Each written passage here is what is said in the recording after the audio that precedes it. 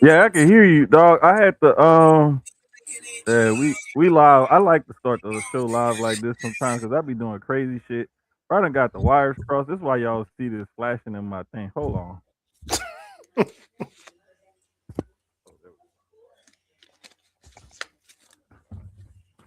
Yeah, the wire for the ring light got caught up in my headphone wire.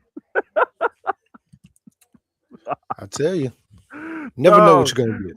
bruh, it's like I had everything set up like for the last like 20 minutes.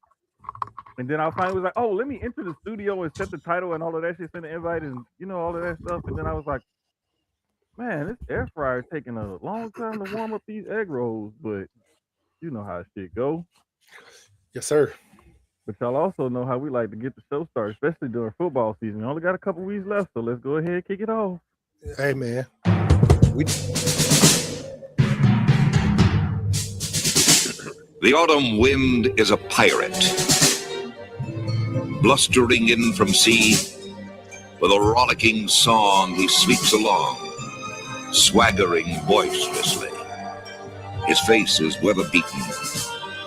He wears a hooded sash, with a silver hat about his head, and a bristling black mustache. Hey, I had to He bring this one in growls this as he week because it's storms gonna the be country, cold as villain fuck big and bold. this hey, weekend. bro. And the trees Are y'all getting that same weather we getting? Yes, bro. as he robs him of their gold. Yes. It's like The autumn from. wind It's is a really from where raider, y'all at, pillaging just for fun. all the way up to He'll like knock New you York. around and It might knock be you Bruh, further past down New York and too. laugh when he's bruh, the conquered and only won. the only the only counties locally that don't have the winter warning are the ones like right on the coast Oh, and then like a little bit further west. that's crazy, I want to bro. say it's like you got to still be like Austin, San Antonio, or just past them to not be in that warning Bro, down that here. I when I seen the map and it was like from y'all, or it might have been a little past, a slight bit past Texas, but it was like Yeah, literally bro. the going all. I'm talking about like Florida, Georgia, Yes. Mississippi, Alabama, all Wait. of Oh, here that it goes. Here it goes. is about to be cold as fuck. I'm trying to. I forgot to bookmark it earlier, but I had I was saw it looking at on it. like one of my apps, one of my weather apps, or something like that. And I got to re-download the one that like the insurance people and them be using the damn what is it, the NOAA, their maps and shit, because that's like the National Weather Service and stuff. But it's basically like a cold front that's coming from like Canada up north, like above the border. Like that front is starting somewhere up north and it's like slowly moving like southeast kind of. But you know what's crazy? We're getting, if it is snow or not, it was Hmm. literally like we were getting the worst of it. Like Yeah, yeah, yeah, everybody else isn't. Virginia is getting like the yeah, for sure. worst of that whole thing. Yeah, it shit is crazy, bro. It's like it, and I made sure like I went to the grocery store today and I got a couple of little extra things in the grocery store because I got shit here in the freezer and everything. So Yeah, like I'm same. good, but if like I may go tomorrow and get a couple more things or I need to whatever go get just to like be some sure. bread from somewhere because we did Walmart delivery today, and like Hmm. dude was like, it won't no bread. Like the bread he was trying to give us, I ain't never heard of that shit. I was like, nah, we Bro, good. that's why I go like find something from somewhere. I was gonna go yesterday or I should have. Monday. It I was should one have. of them days. Like I Monday, wasn't I thinking about decided it not for to real. go, and I should have went yesterday. But after I had finished cooking, I was like, "Nah, man, my knees hurting again. I'm just gonna chill." I ended up not going. So like earlier, I was like, "Nah, I'm gonna just get up and go." And it started raining, and I sat down. I was like, "No, I have to go." As soon as I heard that rain wasn't trickling no more, I was like, I was Listen, gone. I was out the door. it's gonna be crazy. I'm I was interested out the because it door. keeps changing. Because now it's some. I think earlier Shaw was telling me it's showing rain or something now. Like it's still supposed to snow Saturday, but then Hmm. Sunday is like an ice storm now or something like that. Which is actually Yeah, worse. I would much rather have snow than an ice storm yeah. See, the thing because is, ice like, storms knock out power and shit. yeah, like that's what they're saying here, like that we may get some of that. It's not gonna be as bad as it was last year with the snow, but they saying it's the freezing rain and the sleet Mm-hmm. that could have the ice that Because could that's weigh what down the always power lines and stuff. I was gonna say that knocks out power more than the snow does for real. Right, right. So So that's the thing. That's the only thing I'm really like kind of worried about. You know what I'm saying? Is just that knocking out that power and everything. So I'm gonna probably be making ice all night, all day the next couple of days just to make sure I got a little bit of extra to yeah, start filling up my cooler just in case. Cause I don't think it's gonna be too bad. It may be kind of I don't bad, but think so hopefully either. we get back online quickly if we do lose power. Praying that we don't, but if we do, I mean, I just hope it's restored quickly. That's all. Yeah, hopefully they prepare for this stuff, especially y'all.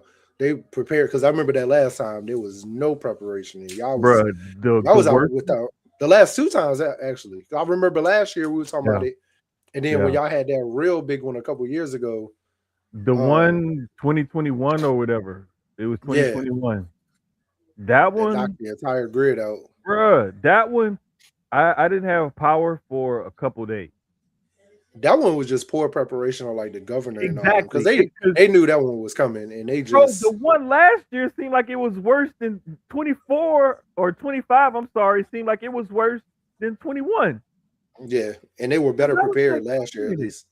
Bruh, I'll never forget. Like the Facebook memory popped up earlier, actually, and that was the picture that I posted before it even got piled up and got high. The other picture that I took, it was worse than that. It was way worse than that. And that's kind of like that was when people was like, "Oh, okay, yeah, now I see like the yard and this and that." And I was like, "Yeah, see what I'm talking about, all that fence and all that grass and stuff. Like I hate that shit. I just Hey had to man, fix the fence the other day." side note before we get into like the sports, I am getting into European wrestling a little bit more now, man. You I'm a Kuro and hey, Ricky Sosa. hey, let me tell you something. I was hip to Kuro for I've been hip to Kuro for about maybe 2 months now. Mm-hmm. About I'm still pretty new to him. Ricky Yeah. Sosa, I'm probably about 2 weeks in. That Mm-hmm. thing, bro, I like that little his entrance. I've watched like two of his matches, and the young man's good. I see it. He definitely Kuro is has the like one I believe has the Kuro like is Mo great. Bamba entrance, and Sosa has like the Chief Keef type entrance, if I'm not Yeah, mistaken. Sosa's is like he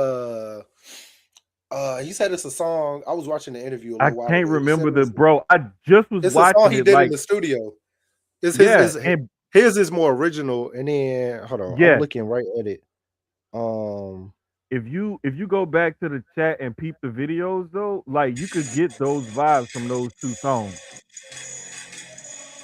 yeah, Kuro's is the Mo Bamba. Yeah,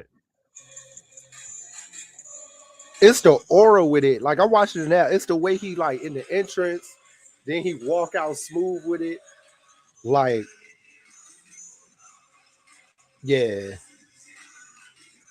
protect them yeah, two brothers dog. at all costs, man. That Like they, that. I've been on them probably a little bit less than you have, maybe a little bit less time than you have, because I know I noticed them like within the last 2 weeks or so.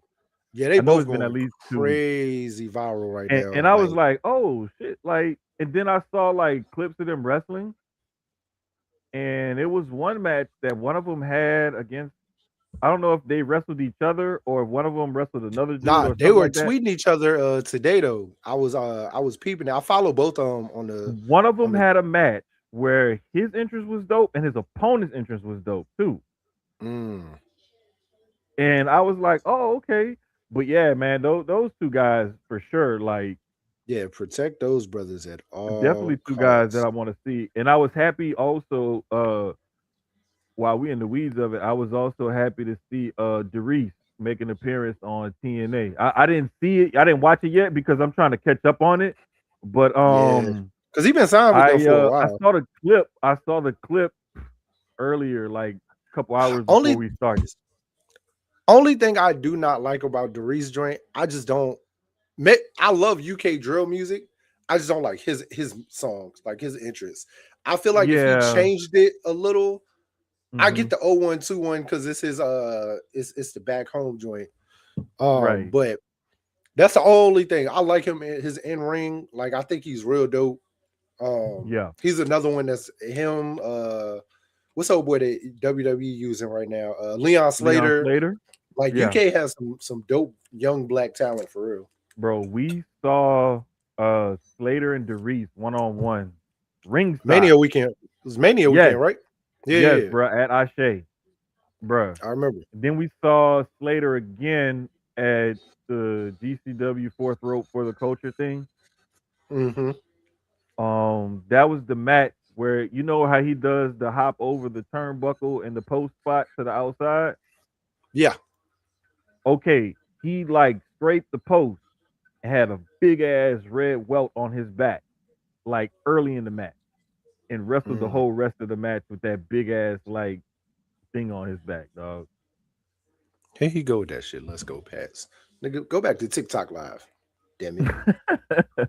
Come in here and Yeah, he piss me off. did. He wrestled like a couple. It seemed like it was one. I know it was one of those days. He had two different appearances. I know for sure. But yeah, Mm. man, the scene is healthy. It's great. It's Nah, good it to see really a lot is. of youngins coming up. And it's good to see them getting put on like in a major way in major companies and stuff. Bro, we gonna get to that, man. Relax. Like chill. This Yeah, ain't a wrestling he did show. a bunch. He did like I want to say he did like four. I think you're right, Dre. I think he did four or maybe five shows that weekend. I know Oh, one day that's I crazy. think he had two bookings. But they bro, like this is why what's her name? Maya World won Indie Wrestler of the Year for Fightful. Bro, Mm. Maya had, I kid you not, I think like six bookings that week between Thursday and Sunday. I want to say she had like six. It could have been Wednesday to Sunday or whatever, or the Monday. Maybe. Bro, she had like five, six bookings that week. Like, home chick was grinding. Mm. It was something else before we get into sport. Oh, yo, shout out to Yeah, our sister big Mika time. and Oh, Lucia on their new show, BRP. 30-minute time limit. First debut episode was today. I peeped like everybody else. Very dope episode. Introduction to both of them to people who don't know both of them. So definitely peep that episode, get to know them before they get into you know, really talking wrestling next week. Very, very dope show. Shout out to the ladies. We'll probably try to have them on here soon, do a little crossover type thing. Um, for we sure. know Mika knows sports. We might, do something where we see what Lucia know in sports and everything. But yo, I definitely, think definitely dope. I know she's gonna be good for the conversation, bare minimum, because she does like cosplay and stuff and things like that. Yeah, I So peeped. I peeped. yeah, yeah. So that's what I'm saying. Like I know she does a bunch of different stuff. So she should be at least good for the definitely good content. But yeah, man, definitely shout out to them. Um Always got dang, to shout there sis we out. go. Want to put them out. Wait, hold up. Hold up. There you go. Want to put them on the screen. That's their Twitter handle for y'all to follow. It's at 30MTLBRP, all caps. At 30MTLBRP. So go ahead and definitely follow their new page. Again, man, shout out to them. Major move for sis and shout out to BRP. Facts. Facts. The good brothers over there at BRP, For sure, for sure. That's family. Like for real, which for my I'm real. about to say which my good brother right here is a part of also. That's family.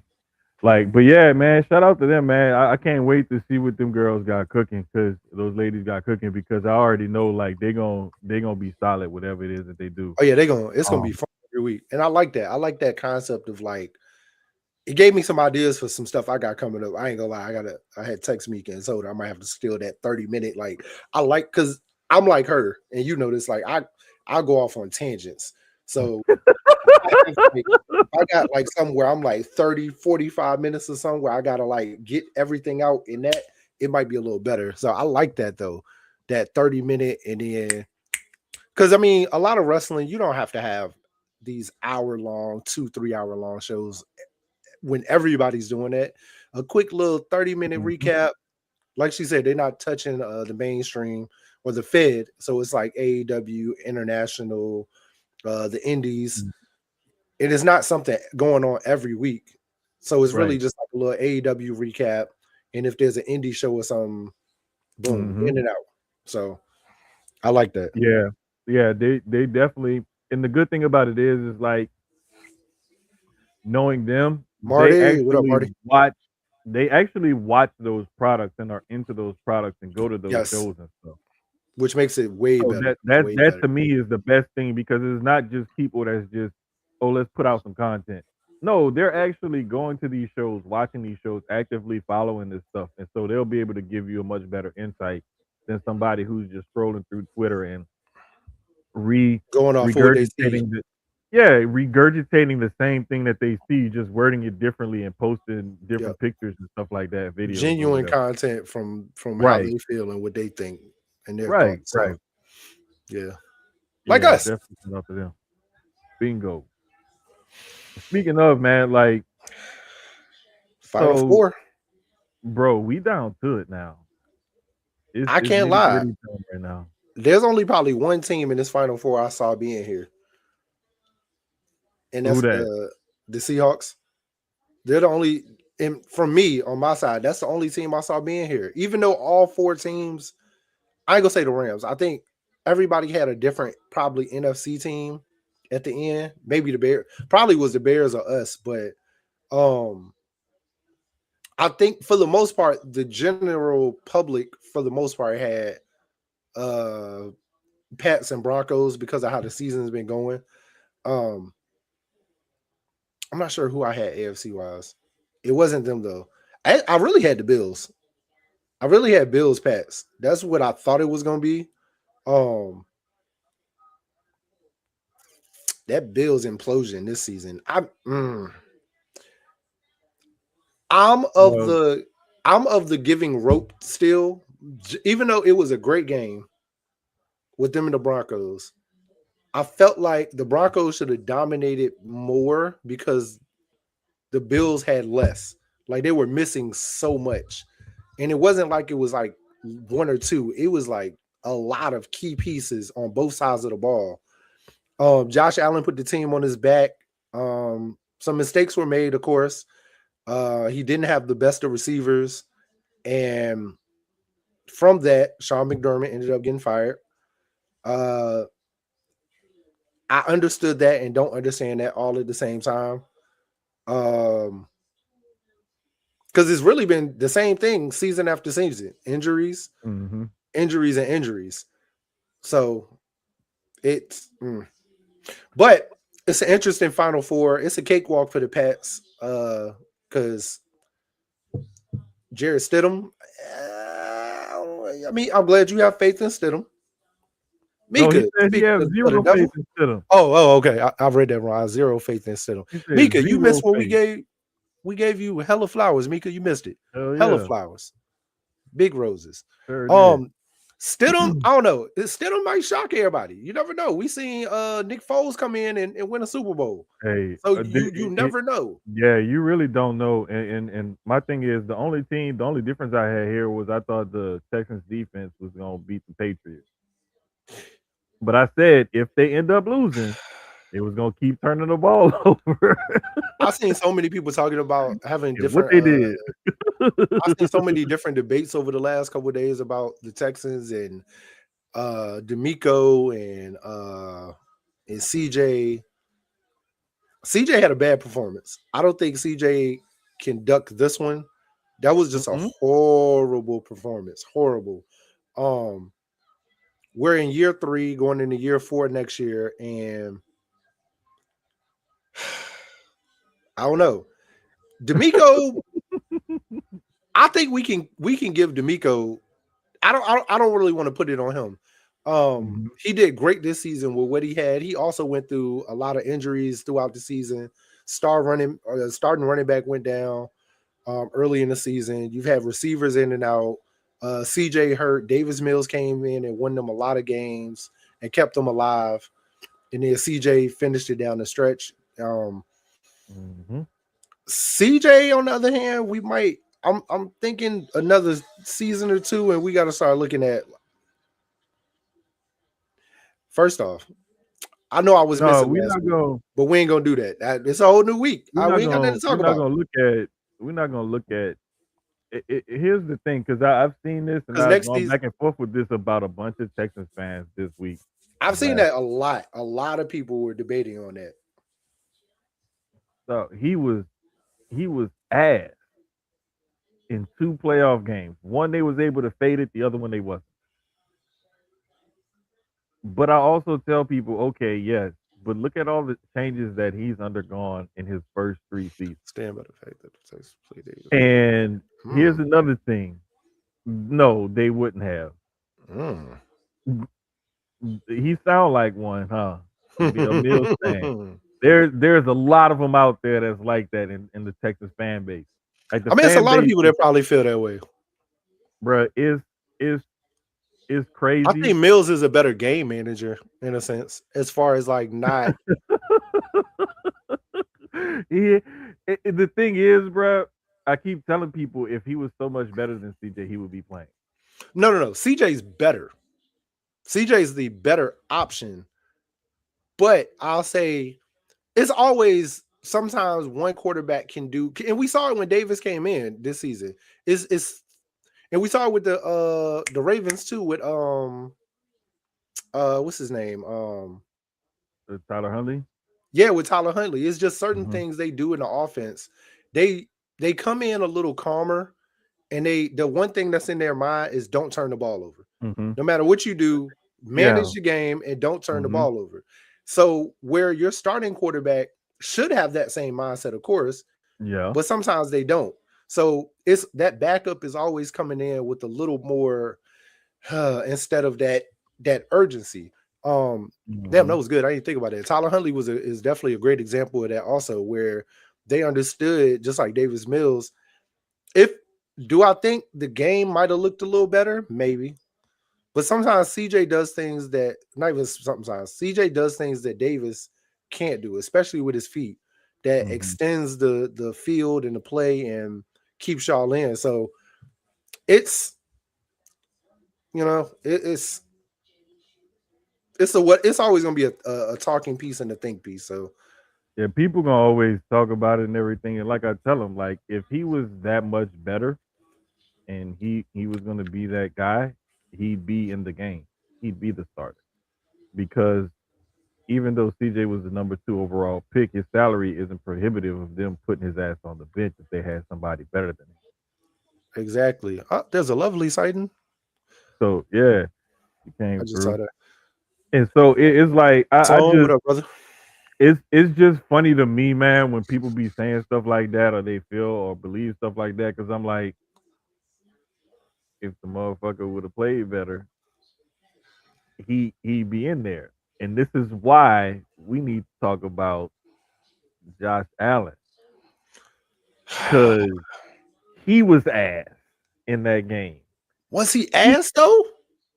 bro, all That them last interception went on him. The last okay, one was not on him. same thing. This one of CJ's wasn't on him. One of I them. give you that. I give you He that. threw 4, but one of That them wasn't his. that last one Josh threw though, that was kind of like a 50-50 toss up on what the refs really wanted to call, because they easily could have said he was down.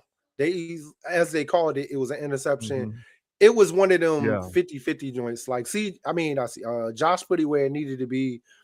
You could almost say the receiver on strong. You really could put it more on the receiver that he was just a weak ass bitch. Mhm. I ain't gonna lie. Anytime a nigga rip the ball out your hands with one arm, you weak as hell. So But still, it there's was that. like when they showed the play and then you rewatch it and to know that they reviewed it and still ruled that it was an interception, even though he It's was down. crazy. That I was like, but he's down though. Like He right was there, he's down. down. I mean, I was yelling at the TV like, he's down. What are y'all Like, doing? Like, I'm like at when home and can see he's down. while they're reviewing it, I'm looking at we looking at basically the same thing, and everybody, oh yeah, he We caught it, seeing the he's same down. thing they saw. He's down. How I do was you like, say? what? Because Oh the other guy wow, ended up coming out with the ball in his hand. bro, But I'm that like, shit was he wild. didn't secure That it even was when he came out. wild. He secured it going That was down. wild. I don't know. It was crazy. That was wild. I mean, of course, that was the deciding factor, of course. And like I said, for me, Josh put the entire team, defense included, on his back and was doing a lot. Also, the run game. James Cook was balling. He was running all over the Pats. Um Yeah, he 50-50 was. balls don't go to the offense anymore. Interception. Dre, be quiet. You wanted him to lose anyway. Your biasness to Josh Exactly. Allen is killing me Exactly. right now. Stop it. Stop being such a fan. Damn it. So emotional. Your biasness is killing me right now.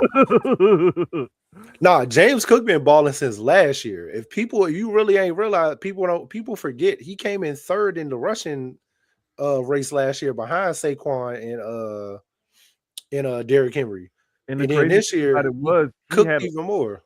he had a shitload of he had like I think 18 touchdowns last year. Something Mm-hmm. crazy like that. Like Because they I had looked up no and I was like, receivers last year either. wait a minute. James Cook scored a lot of damn touchdowns. They had no receivers last year. Yeah. And then this year, they come in with no receivers again. Then Keon Coleman disappears, which he did step up a little bit more in the game last week than he has all season. He just had a really bad, this is what, year 2? Yeah, really, he just had a bad sophomore year. His rookie year was good. It was decent. I ain't gonna say it was great. It was decent. And then yeah, I saw the comments that they made about Keon today, and I feel like unless you go cut him or something, you don't make those comments. Not out loud. You talk about that to yourselves maybe, but that's not good, especially with I'm sure his confidence already had been low this season with how his production was coming into year 2. I The other don't thing is like he had a maturity problem this year too. Yeah, and that's the other thing. So I might be with you on that one. Coleman might be a bust. It's year 2, so I don't want to put that word on him yet. Sometimes you got to wait till year 4. Sometimes by 3 you can really tell for real. But he might need to change the scenery. The Buffalo may not be it. He might need to go somewhere with a harder coach. That's gonna be on his ass more. Well, we gonna see Sean McDermott hiring business right now since they got rid of McDermott. So I mean that job. So that job should be Joe Brady's job. Like, if you want to be honest, Joe Brady has been head coach in the conversations every year. And now the head coach of the team he was just at, that literally, now, does he want the job? That's the question. But that should be his. I would love for him to come to Philly as the OC, but I if he has that opt to be a head coach, take it. You're familiar with the team. You're familiar with the offense and defense. It's a perfect situation for you, to be honest, just to slide into. So some of these other we're gonna talk about that at the end, but some of these other but listen, have been the interesting other too. thing is Coleman might be wise, but also what you call it? Brian Daboll has like a connection with Josh Allen. Hey, Daboll. So all right, Daboll is interesting, right? Because we saw his time with the Giants. Because remember, he was their offensive coordinator. I'm still tripping that he even got fired this season. I'm thinking I think it was more because of everything that happened with the Jackson Dart concussion stuff. More than anything else. But I'm like, once Jackson Dart started, once he got Scatterbo, before he got injured, they started cooking. Even though they were losing, they lost some of those games. It looked great. Like it was a great looking loss, if that makes sense. You lost Malik Neighbors in like week 3. Yeah, so I'm like, I think if they would have gave Daboll one more season next year with the health and the draft picks that they got with those top picks, I think he really could have did something in New York, like the basis of starting something with that young core. Yeah. Of course, now they got Harbaugh, and I'm on the fence about that because there's a Harbaugh. I'm in these Raven spaces and I listen, and I hear what they as fans say. But then it makes a lot of sense of what they say when you look over that 18-year tenure, right? Mm-hmm. One Super Bowl, a lot of consistency with the playoffs, of course. but it's a lot of holes, and them holes is not small. It's some big Bruh, holes. listen, let me tell you something. I If don't a coach know. is there for 18 years, Well, he the made the playoff owners. 12 times. Like, come on, man. Like, How many conference how many conference no Super Bowls, one Super Bowl in that time. After that Super Bowl, it was what two how many conference championships was conference championship games, because it was a lot of divisional losses. A lot. Because they were losing to the Bills and the Pats. I mean not Bill well, Pats when Brady was there, but then once Mahomes kind of came in and took over, they were losing to the Chiefs and the Bills a lot in the divisional. I think they made it to the. I don't think they've ever made it to the AFC Championship, have they? I think it was mhm. like one time, like once under Lamar. I think it was once. Other than that, it's been like hella divisional. So I understand the firing now, but I also think that probably should have happened about 5 or 6 years ago, also. So it's like, yeah, that's what I thought. I thought it was like since the Super Bowl, I thought it was just that one AFC Championship appearance, and then it's just been a lot of divisional. I understand why the Ravens got rid of him. I also understand why any other team would want to bring him in. Same with Tomlin. Tomlin, even though Tomlin, I think Tomlin's going the cower route where he's just going to either go into media or fall back into obscurity, which is fine. He had an amazing 20-year career. Amazing. Same with, no different than Harbaugh. Very consistent uh, seasons. I think he's a great coach. I think My he would only be better with question a. is when you have a coach that's that good and that consistent over an extended period of time, and then you decide to get rid of him, What's next? you gotta hit a home run with your next one, or you're gonna look stupid. Yeah, but And we it's also like didn't. But how many you, people knew Mike Tomlin was going to be what he was? Like, to be completely honest, no, the thing like, is like it wasn't knowing what he was going to be when he first got the job. It's the man y'all wanted the man out after like damn near like right at 20 years being there. who? Tomlin. Tomlin. The same I thing with Harbaugh. Harbaugh been I'm there gonna be 18 honest. years. I didn't see Tomlin leaving. Tomlin stepping down was actually shocking to me personally because of the season they had. This is the best season they've had in a while. So like I Hmm. was very shocked that he decided to step down after this, especially I think the only thing that's with the Steelers is they need to go get more receivers. And is Aaron Rodgers staying for one more, or are they officially starting the rebuild with quarterback? They've already The put great out a statement. There's been a rumor said that they take him back if he's coming back. Like that was something that Oh, was put Rodgers. out I there. would too. Yeah, Rodgers had a within the great last year. few days. Want to Yeah, say it yeah. was Right. yesterday or something like that. I saw Aaron that. had. I'm gonna be honest. This was one of Aaron's best seasons. He did amazing with nothing. If you want to be, he had nothing but tight ends. And DK, he had a Yeah, great run game with Warren, but it was like DK and tight ends. but this is the thing though. Like with that whole situation, it's another thing where Steelers don't fire coaches. you want to get to a point where well we need to get over the hump. We need to get over the hump. Okay, well you have Mm-hmm. to find somebody To that get you can over. do what that previous coach did, but better. And the odds say that you will not find something better than what you had. Yeah, it's rare. I mean, they did. I mean, they had Billick, and then they get Harbaugh. Um, Hell, I didn't even realize that the Ravens have only had 3 head coaches in their history. Also, Harbaugh was the third, and then he had the longest tenure.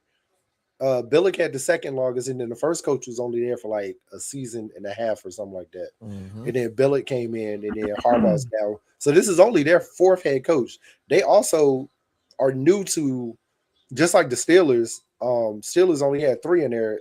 Was it no? Yeah, 4. I think it was one before Chuck Noll, then it was Chuck Noll, then Bill Cowher, then Mike Yeah, Tomlin. the one before Chuck Noll was only there. Same thing. It was like maybe Yeah, a he was season only or there for two. like a handful of seasons or whatever, and then Chuck Yeah, Noll came short in and tenure. took Then over. Chuck Yeah, Noll. So same thing. Neither one of them are used to the head coaching search, so they're definitely going to take their time. mm-hmm. And neither one of them have gotten it wrong so far when they've done their due diligence. But those But I Right. will say with the Steelers, that was under the old regime, and now we're dealing with the kids now, and it's different than same thing with the Raiders. Like it was different under Al. Then his son takes over, and it's been a little different since then. So a lot of times the kids don't get it right. No, no, no, no, no. And I mean, the thing is like you That want Raiders to. job, I actually love the Raiders job too. And I've been saying this, and nobody agrees with me. I'm more of a builder. I like the rebuild thing. I like some of the bones that the Raiders have, the run game, the tight end. I love Brock Bowers. Um, I like that one wide receiver, Trey Tucker. I like Trey Tucker. That O line needs a little work, and then of course that defense got to get revamped. But if Davis is willing to work with his next head coach, if and so far he hasn't, if he's willing to work, that is a good little it's a good rebuild spot for the right coach.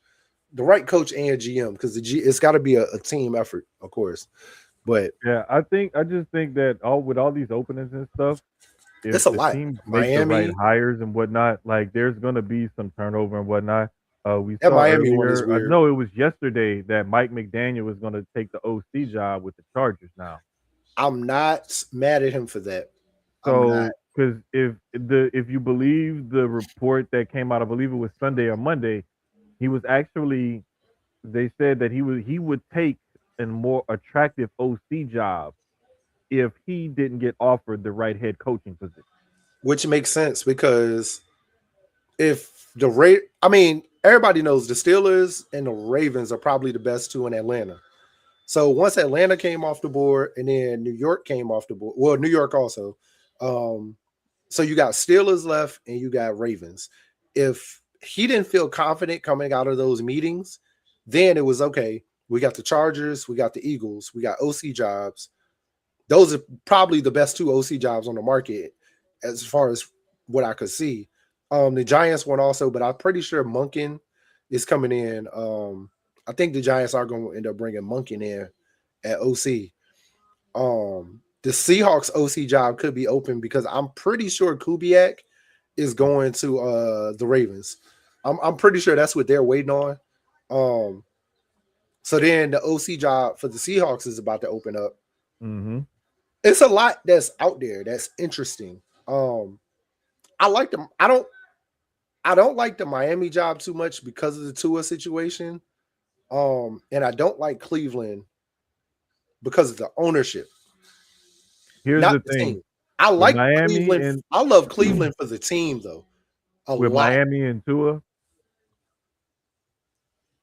if Oh they yeah, Bucks decide to get OCs rid of too. him, that kind of gives you two sides of the coin. You either getting good job security because you know you're gonna have to hit a hard reset with the cap hit that you're gonna take, and you're looking for a new franchise quarterback, Yep.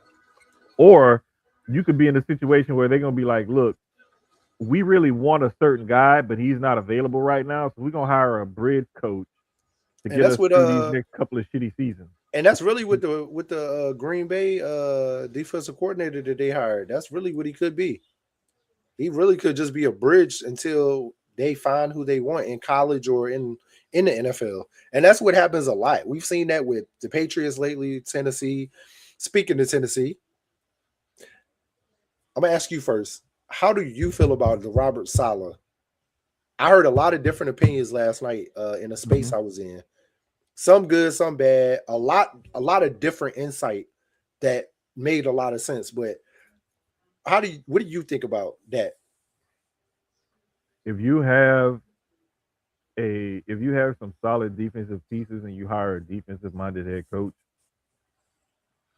and you let him like do what he do on that side of the ball, you need to hire an experienced offensive coordinator slash play caller Mm-hmm. Mm-hmm.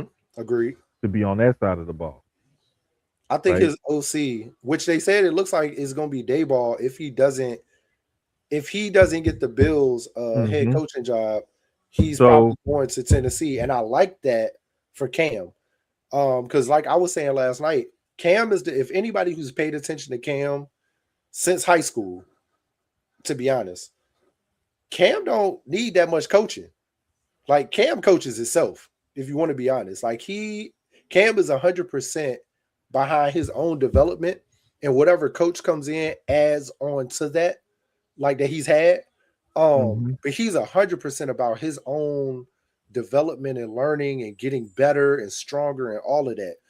That just Um, means he's coachable. He's very yeah, coachable. yeah, yeah, easily coachable, easily. Very And coachable. So Cam is a you got baller. something definitely that you can work with. But my thing is like They need receivers. They need a run game. They need he O needs line. weapons and he The needs only a lot weapon of he things got around him. is A.O. Maynard.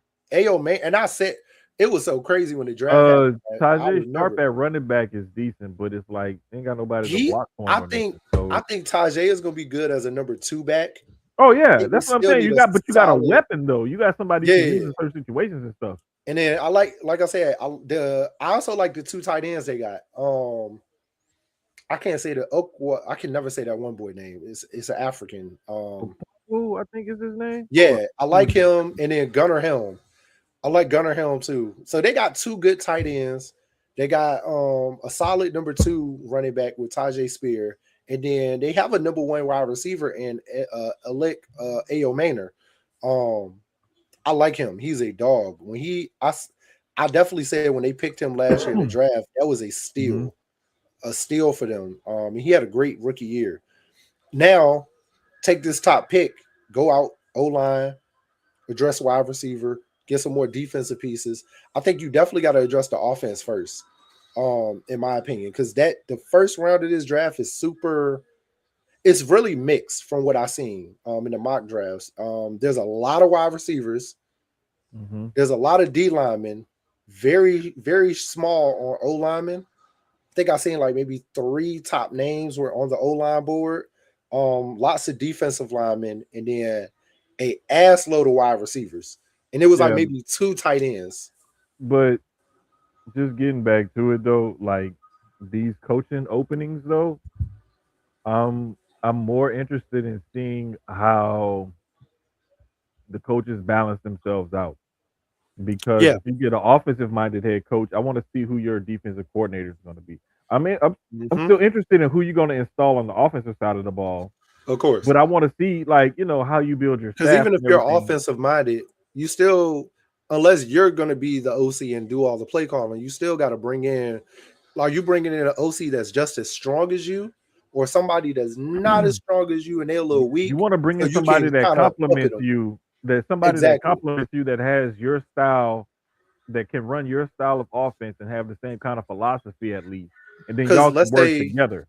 that's But like if me and you. if you have a defensive coach, I need to see who you're going to hire that's going to be on your offensive side, and Mhm. vice versa to see like how strong of a candidate do you bring in, and that's been one of the criticisms that I would say like A lot of certain coaches. coaches is Mhm. that you don't bring in as strong of the opposite side of the ball as your main, specialization, your philosophy, and that lessens or weakens that side of the ball. Or if Yeah, you have a front office who tends to spend money and pay attention to one side of the ball and not really spend money and pay attention to the other side of the ball. Looking at y'all, Cincinnati. And so you have teams that do those kind of things, and it's like when you have a strong offensive coach, you want a good defensive coach that can handle that side of the ball, is experienced, knows what to do, can innovate, and hold his own. That way, you have less management overall, like management that you have to do as opposed to like if you have the opposite. I love what Total Dallas just said. I love that because that was a conversation we were having last night too. Is if you realize lately, But that's all a part especially of filling out a good staff. yeah, but if you realize lately, a lot of teams lose OCs more than DCs because OCs become head coaches. DCs do also, but the crazy thing is most DCs go right back to being DCs after being head coaches when they get fired. There's a couple that'll get jobs again because they were pretty decent at head coach, and the owner might be like, "No, we're the better position for them or a better situation." Hmm. Um, but if you look at the Super Bowl, the last few years they've all been won by offensive minded head coaches. Like we haven't had a I forgot who they said it last night, and I can't remember who was the last defensive head coach that won a Super Bowl, but it's been a Hmm. very long time. Oh no, So it's been a minute, but my thing is like you can win with both. You just have to have the right combination. Is all I'm saying. You have to have the right kind of balance. You have to have the right kind of balance. The reason why Zach Taylor hasn't gotten fired is because Joe Burrow keeps getting hurt. You can't blame him for yeah, your franchise they quarterback constantly being the hurt. owner Like understands it, and they've been giving Zach Taylor rope. plus plus Mike Brown is cheap. He don't want to pay him to go away. No, I'd Like rather let it's you a ride your combination of the contract out. two. It's a combination of the two. Like come on, man. Let's we, Sometimes you just got to do that. Some owners are just like, fuck it, I got to get rid of you. I'll just pay yeah. you. Sometimes you just gotta let them ride For that last example, the year or two Raiders out. are literally paying six coaches right now. Yep, They're paying six coaches. Six. because what Six. did they do? Get a coach, fire him within a year. Yeah. And it's like that They that's just the did that with Pete Carroll. This is what the third coach in a row yeah. that lasted a season. This is the thing that I keep telling people every time they want to get rid of this coach or get rid of this player or do this, do that. Okay, then what? Then who do you hire? Who do you draft? Who do you sign as a free agent? Who do you trade for that can logically come in and do a better job than what you already had? Hmm. If you can sit down and tell me that and logically play that out for me and explain it to me where it makes sense, and it don't sound like you've been on 2K or Madden or some shit, okay, cool, we can have a conversation. Outside of that, I can't talk about it because it's like you get too emotionally involved in it because you're a fan and you can't look at it objectively. And this is why I can talk to some people about it, but I can't talk to everybody about it. Because it's Yeah, like you're gonna get too emotionally involved as a fan and not be able to look objectively at the situation. And it's like that's cool. I don't have no issue with that. It's just like I can't really be in a serious conversation with you we about it. can't have a if you're not looking at it, the totality of it, Yeah. instead of just being just again like the Josh Allen situation, like a couple other things. Like for me, I look at it like, all right, look at CJ. Same thing. CJ was missing a lot of weapons this season, but Hmm. he got through the playoffs, got to a point where they could go further, and he fucked up. Same thing with Josh, like y'all said, like he had turnovers that shouldn't have happened. Hmm. But he got through the season with nothing. So it's like on one hand, you gotta commend him for that part, but then it's like you commend him and give him rope for that part. But then once Hmm. you it's like you're in the game, you could have won it, but you fucked up. So it's hard, it's tough, but you got to see it from a total lens instead of just I don't like Josh Allen anyway. Fuck him. Right. Cool. There's nothing wrong with that. You're allowed to feel that way. I have that. Anybody who wears that star, fuck them. Anybody who wears the Giants or the Commanders, fuck them. But And that's also I can look at it from a non-biased fan standpoint of, well, damn, their season was like it was because of X, Y, and Z. exactly Washington, like I heard so many people that were going hard on Jaden this season, and I'm like, the man was hurt. He spent majority of his sophomore year hurt. Like, what did yep. y'all expect? What do y'all want? It Until they gets finally weird just decided, sometimes. like, you know what? Let's just shut him down, and we just gonna call it. They should have been Because did that. it don't make sense for us to keep playing him. We're not going nowhere. He's Let's your all right. franchise Let's just shut him quarterback. down. They should have shut him down about week 8 or 9. I ain't even gonna lie. That's just my opinion. Because once you saw the season really won't go nowhere, I would have shut him down. Hey man, rehab. Let's rehab early. Let's get right early instead of waiting longer. And that way we good for training camp. Go ahead and go on vacation, man. Go out the country, go to Cabo, get you some Hmm. sun, train in the sand. Let's come back better. Yeah. So, And the thing is, man, like I had said this to somebody I was talking to the other day. I'm like, all of this instant microwave TV dinner, want my franchise and everything to turn around got started in the NFL when you got rid of the rookie wage scale. mm-hmm, When it was easy to move on from these high or first round draft picks. When it was easy to cut them, trade them, whatever, if they were bust, instead of these huge, albatross type contracts. mm-hmm. When that became easier, it was like, okay, we can find better players and go from worst to first much quicker than we used Yep. to be able to. Okay, so now I want to see that same turnaround that I see everybody else doing. Well, then it was like, well, what is everybody else doing? Well, then it was like that's when you saw different shit like more of the spread and college concepts coming to the NFL because they were like, well, we getting these guys who aren't really ready for this league. So what do we do? Well, let's adapt our offenses and defenses and stuff to what they do in college. So that way we can bring more of those concepts to the pros so they're ready to play quicker. Mm-hmm. Now you start seeing offenses and defenses change and whatnot. And it's like when it became easier for teams to turn over their rosters and stuff like that, that's when it became more expectations placed on the coaching staff in the front office to find the right players, find the right coaches, get the right system, win now. So it just became a vicious cycle. And you get coaches like Sean McDermott, John Harbaugh, that get fired, Mike Tomlin that gets pressured and steps down. And you have people wondering why a guy like a Zach Taylor still has a job and different things like that. And it's like it's because of the pressure cooker way that the league is judged now. This is why people are calling for players' heads and calling for coaches' heads and GM's heads is because they want to see results yesterday. They don't want to wait with Mm-hmm. nothing to cook. Nobody wants a 5-year rebuild. There's No, no nope, unless your exactly. team has been ass and you understand it.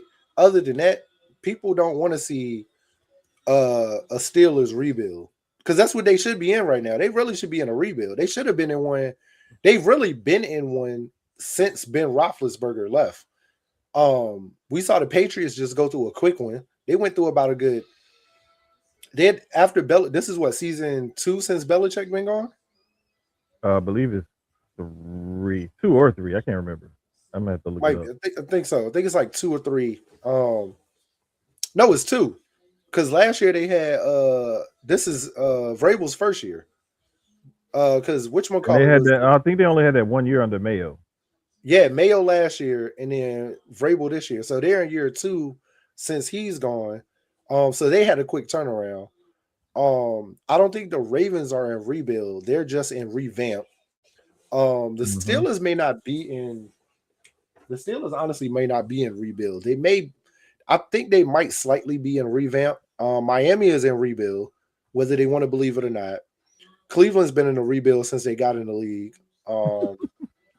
The Raiders have been in a rebuild since the 90s. No, not 90s. Since when was that Super Bowl? Oh one 2001, one 2002. something like It that. was They've early been in the 2000. Yeah. Raiders been in a rebuild since then. Hmm. Um, 20 years. Arizona is so Arizona's the job I don't hear a lot of people talking about. Arizona is a very interesting job that I also like. You Oh, just have somebody to earlier, figure, one of the Dre's earlier said that was a yeah, sleeper. yeah. It is a sleeper though. It really is because, but Oh, here it with goes. that being a sleeper, you have to figure out the Kyler situation. The Kyler Yeah. is Kyler. If I'm Kyler, right, I'm still young enough to walk away from football and go get that Hmm. damn baseball money. First off, I am definitely still young enough. My arm is still good enough where nigga, you can still play Call of Duty all you want. You can still do that and go play baseball, bro. But I definitely think you explore trades with him, which will probably force him to go play baseball because he probably gonna go somewhere he don't want to go. And I think it's time you start looking at another quarterback. Whether it's this, it may not be this season because so many quarterbacks have decided next year is going to be super QB heavy, super QB heavy, and it's going to be amazing to watch.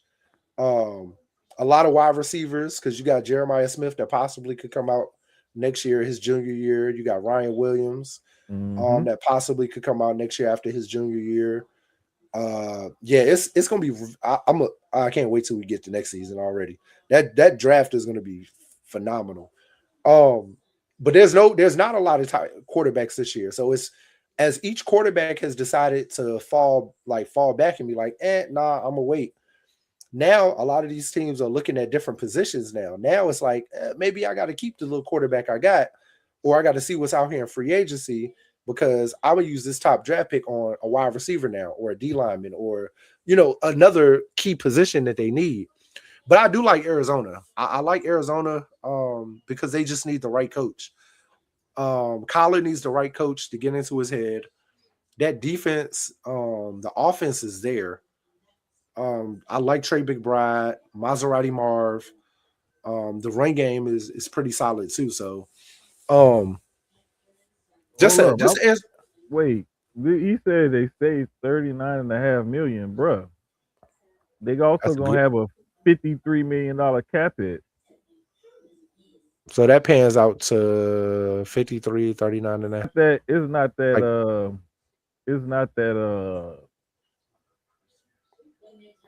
like it's not that cut and dry, because you have to look at the amount of money that he has left on his contract and this and that and the dead cap and all of that kind of stuff. And so who's going to take on his contract if he gets traded? Do we keep it, or is it the next team? It's a lot that goes into it as far as trading them. It's not, and I'm sure they're doing their due diligence right now to even think about that for sure, because that's a real thinking piece. Like, but that's also next head coach once he comes in to be within that discussion of, all right, what do you think about Kyler? What do you see from Kyler?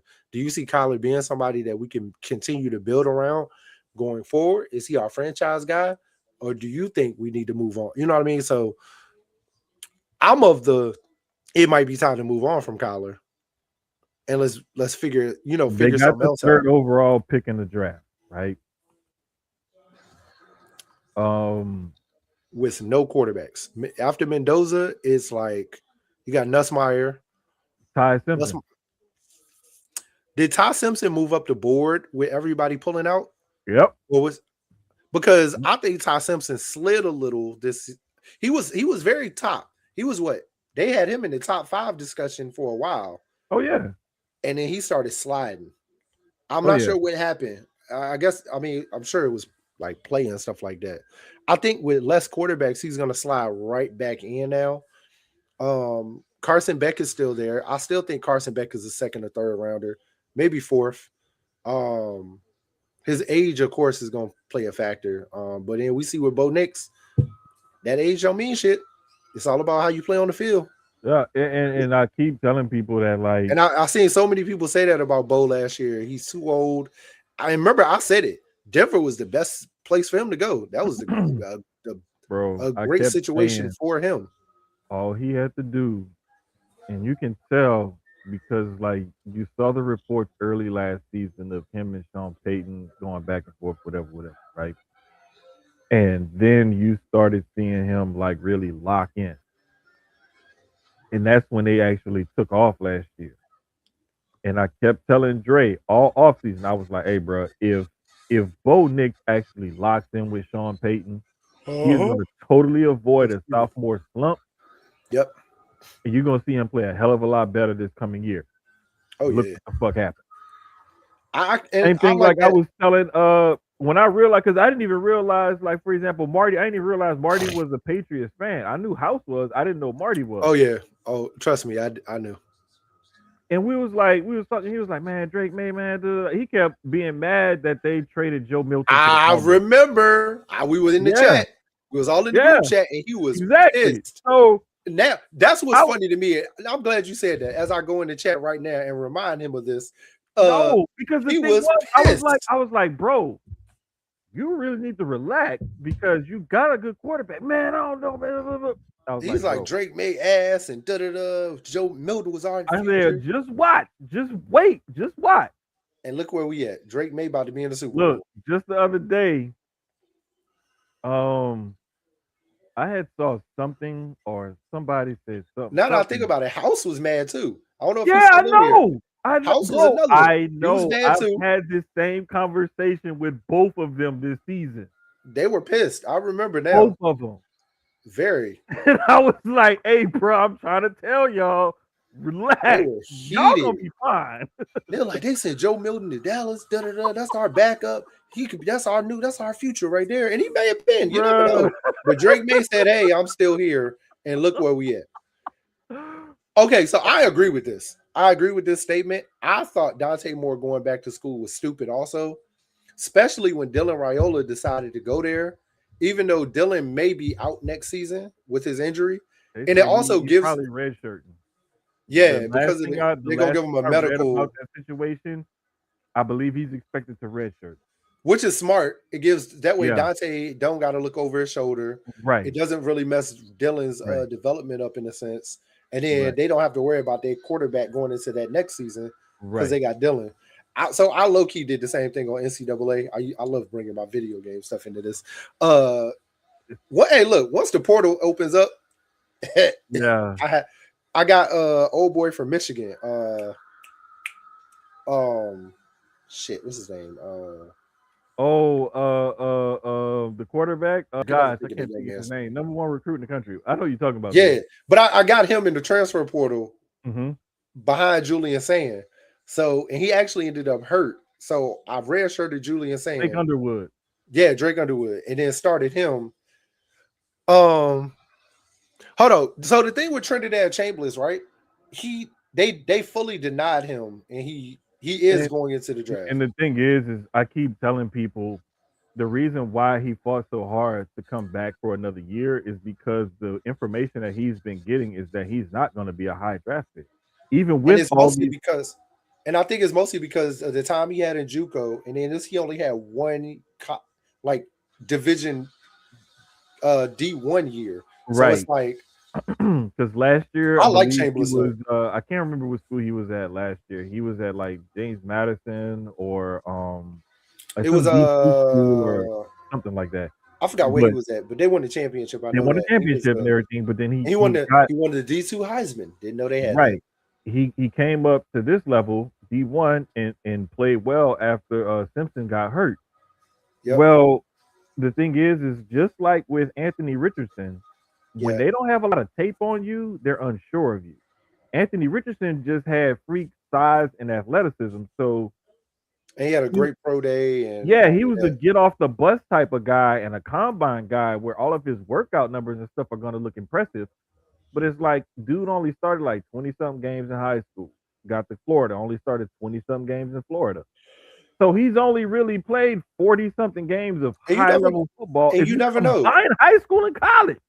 And you never know. Chambliss could really be him. He really could continue what we've already seen and be him. He possibly could. But I understand the whole like I said could. Remember, you got verbiage. I said could.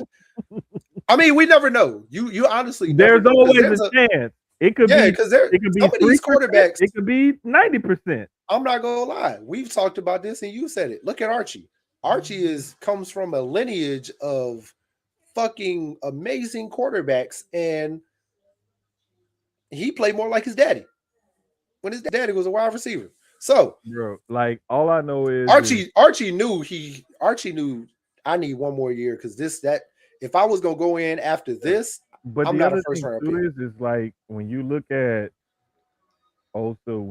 at like the NIL factors into some of these guys staying in school a Hell little bit yeah, because they're gonna make more in one because season of even NIL if than you they. don't make more, you're still getting a good amount of guaranteed money to do very little work. Yep, go to school barely. Uh, go to That's it. practice barely. Practice, work out, Show eat up on game right, day. Go to fulfill practice whatever type of barely. school obligations you have, Yep. and that's it. That is it. And it's like you getting paid millions of dollars, or some of y'all hundreds of thousands of dollars, tens of thousands of dollars to do the basic things for a student athlete. And it's like, if Bro, I'm think I'm going to get drafted, why not go back and tag and try to definitely. improve my stock? Like it just Not makes even that. NIL, transfer portal, like all of that factors in now because now a player can literally go to 4 different schools, 5 different schools.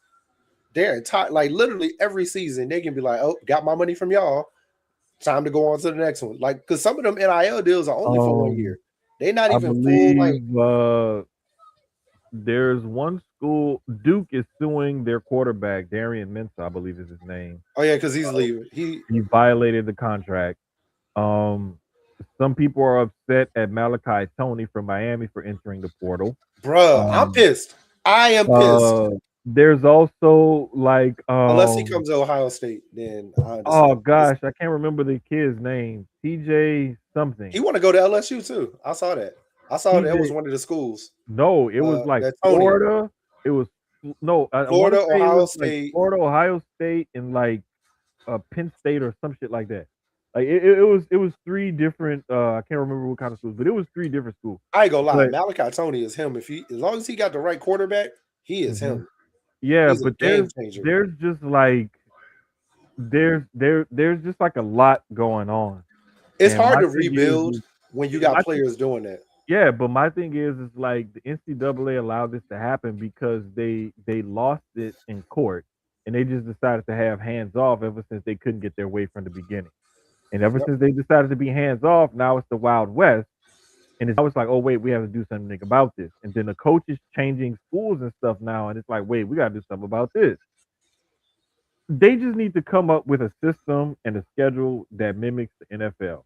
Have a Yeah. true off season where there's no player or coach movement until after certain dates have been met Yep. and whatnot, and then there's no player movement until after certain dates have been met. And call it a fucking day. Create a schedule and say, okay, this is when we're going to start this. This is when we're I'm going to so start this. glad. I'm so glad basketball it hasn't gotten out of control as I thought it was. And remember I how actually, people were. Remember how I thought it people was were going to be crazy worse about for the one and basketball. done? I thought basketball was going to be worse with the Bruh. player movement, and it hasn't been. I mean, we've seen some people move around, but it hasn't been crazy like the way football has. Here's the Football, we're thing. watching key players hmm like a Malachi Tony, like a Dylan Raiola. They're like, man, yep, time to go. Because it's I'm out all of here. about draft. It's all hmm about draft stock for them now. It's all about Yeah. the next move after college, It, where it's college two things. basketball is still the winning. That's why we're not gonna see a lot of movement. I just gotta go ball out this 1 year and Yeah. I'm leaving anyway. It's two things in college football. It's about the next contract and improving my draft stock. Yep. And those are typically like at that upper level. Those are the main two things these guys are considering. And I don't blame them. Go get your money. You know, like you only have I mean, yeah. so many years of high level ball left in you anyway. Yep. So you might as well take advantage of that earning Once potential you while it's on the from table. what is it, 18 to 28, 18 to 30, you got a good 10, 12 years, Something like that, yeah. And 12 this year is shelf why window. like when I see some of these baseball players fighting for some of these deals and stuff, and why the CBA and the owners and everything is so contentious in baseball, is because they want to protect those guaranteed contracts, and they keep fighting to try to get those guys paid earlier in their careers instead of the team having so much control over them for the first part of their career. Yeah, and And, that and money being on the back end like that. right, and this is why in the NFL they fight for a larger chunk of revenue sharing because they know we don't have guaranteed contracts. So if we could at least get the pie, our piece of the pie a little bit bigger, then we create a bigger pool for all of us to get paid. You know, NBA is kind of a blend of both because they have guaranteed contracts and they have a good chunk of the pie too. Mm-hmm. So they really got the best of both worlds. But it's like, you know, this is why you see those labor struggles in these professional sports leagues is because everybody wants to try to get as much as they can while Mm-hmm. The they're players yeah. want to make their money while they're there. The league is like, yeah, but we want that money now too. So So real quick, with these conference championship games coming up this weekend, the way I whew, see it, I got the Patriots winning, and I of think that course, game is going to be closer than what most people think. I got Um, passing Rams. I got the Patriots. It's going to be pretty close. I think that game is going to be like something like 20-17 or 20-13, something like that. Mm. Um, I think it's going to be a one score game. I'll put it to you like that. Uh, and for I just keep feeling it for whatever reason. I'm gonna keep riding with the Rams. Yeah, hey, listen. I'm gonna keep riding with the Remember what I told y'all a couple weeks ago before the playoffs? I said it. I said Hey, the dog. Rams, the Rams are they're the sneakiest team that was in the playoffs. Hey, And as we dog. and they've won. And you got the veteran coach, you got the veteran quarterback, you got veteran wide receivers now, Mhm, and Devontae, the run game, Corum is finally stepping up. mhm. Puka, having Puka in this weekend, getting into like that's yeah. Bro, this is the other thing that I've Parkinson, noticed like the tight about that ends. team. They have they have them two receivers, them two like alpha receivers that are technicians, route runners, will run any route on the route tree type of guys, right? They got some guys that can stretch the field. They got three tight ends and two running backs. Yep. And then Bro, like look at the what? defensive side of the ball. Jared Verse is playing lights out Look, right now. that's my favorite side of the football. I've been liking that defense, but I started paying more attention to their offense this year. And I'm not gonna take nothing away from the Seahawks because the Seahawks are also balling the Oh, fuck out. hell They yeah. I this love is the that team third time too. that this is what the third time they've seen each other this season now. So they're Yep. very familiar with each other. It's gonna be a great dog fight of a game. It's gonna be like us in what people thought us in Washington was gonna be in the conference championship last year. I think it's gonna be that with them. I think it's gonna be a dog fight between the two of them. I don't think it's gonna be lopsided at all. I think the Patriots game is gonna be a little more lopsided. I got that being more of a 14-point swing than a 7. Um, I got the Pats winning though, but I just think it's more of a 14-point swing. But Mhm. that Rams, I think it's gonna come down to like a field goal or something like that, or a last I'm second pretty sure touchdown. that's pretty what it, bro, no, nobody is a 14 and a half point favorite. What are Hold on, you looking at? let New me look at England is this. a 5.5 point favorite, and Seattle is a 2.5 point favorite. And that's what I'm about to say. Like Like that 2.5 makes sense because, like I said, I think that one's gonna. I I think was that about one's to gonna come say, down. like he said a mistake. I was about to say, like, wait a minute, whoa. Yep. Okay, yeah, because it was because the thing is the Yeah, reason five and a why half. this is why I say it's gonna be a one score game.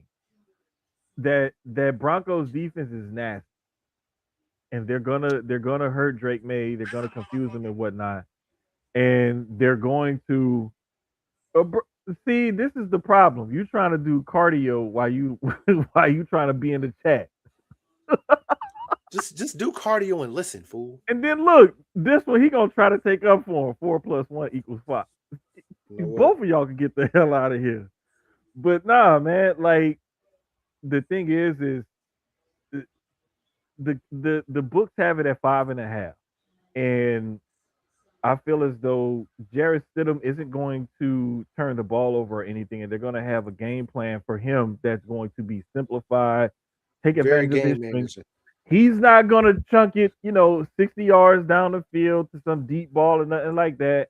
You might get He, one or two. he He may gonna try. he may take some shots, but it's not going to be like no Hey, he drop still back, got. and he's I ain't not gonna lie. Michael Vick. He still got Cortland Sutton, and if Sutton get that separation, But he we might. talking about Jarrett Stidham's arm strength to cut it through that mountain air, and get it where he needs to get. I don't know if he still got that in him. I don't think he still got it. But neither here nor there. I just feel like he's going to have enough command of that offense with the weapons that he has around him to keep them in the game, coupled with that defense. I don't think he's going to lose the game for them or anything. But I No, think that coupled with that defense and what he'll be able to do with the weapons around him, I think they'll be able to keep it within one score. I agree.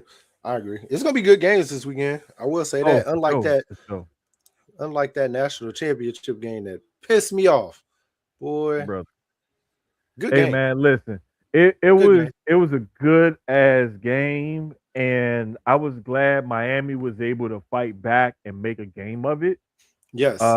My only thing with that game was like I just it was just Mario had some questionable. It was the when they got the punt block for the touchdown. mhm. I felt like he should have went for it. I felt like in this the national championship, I excuse me, I get playing it safe, but it was like what a 4th and 1. Go for it. bro. Go But for you're it. You're talking right. Just about, go for but it. at that time it's 10-7, and the ball is like, if you miss it, they get the ball in the red zone now.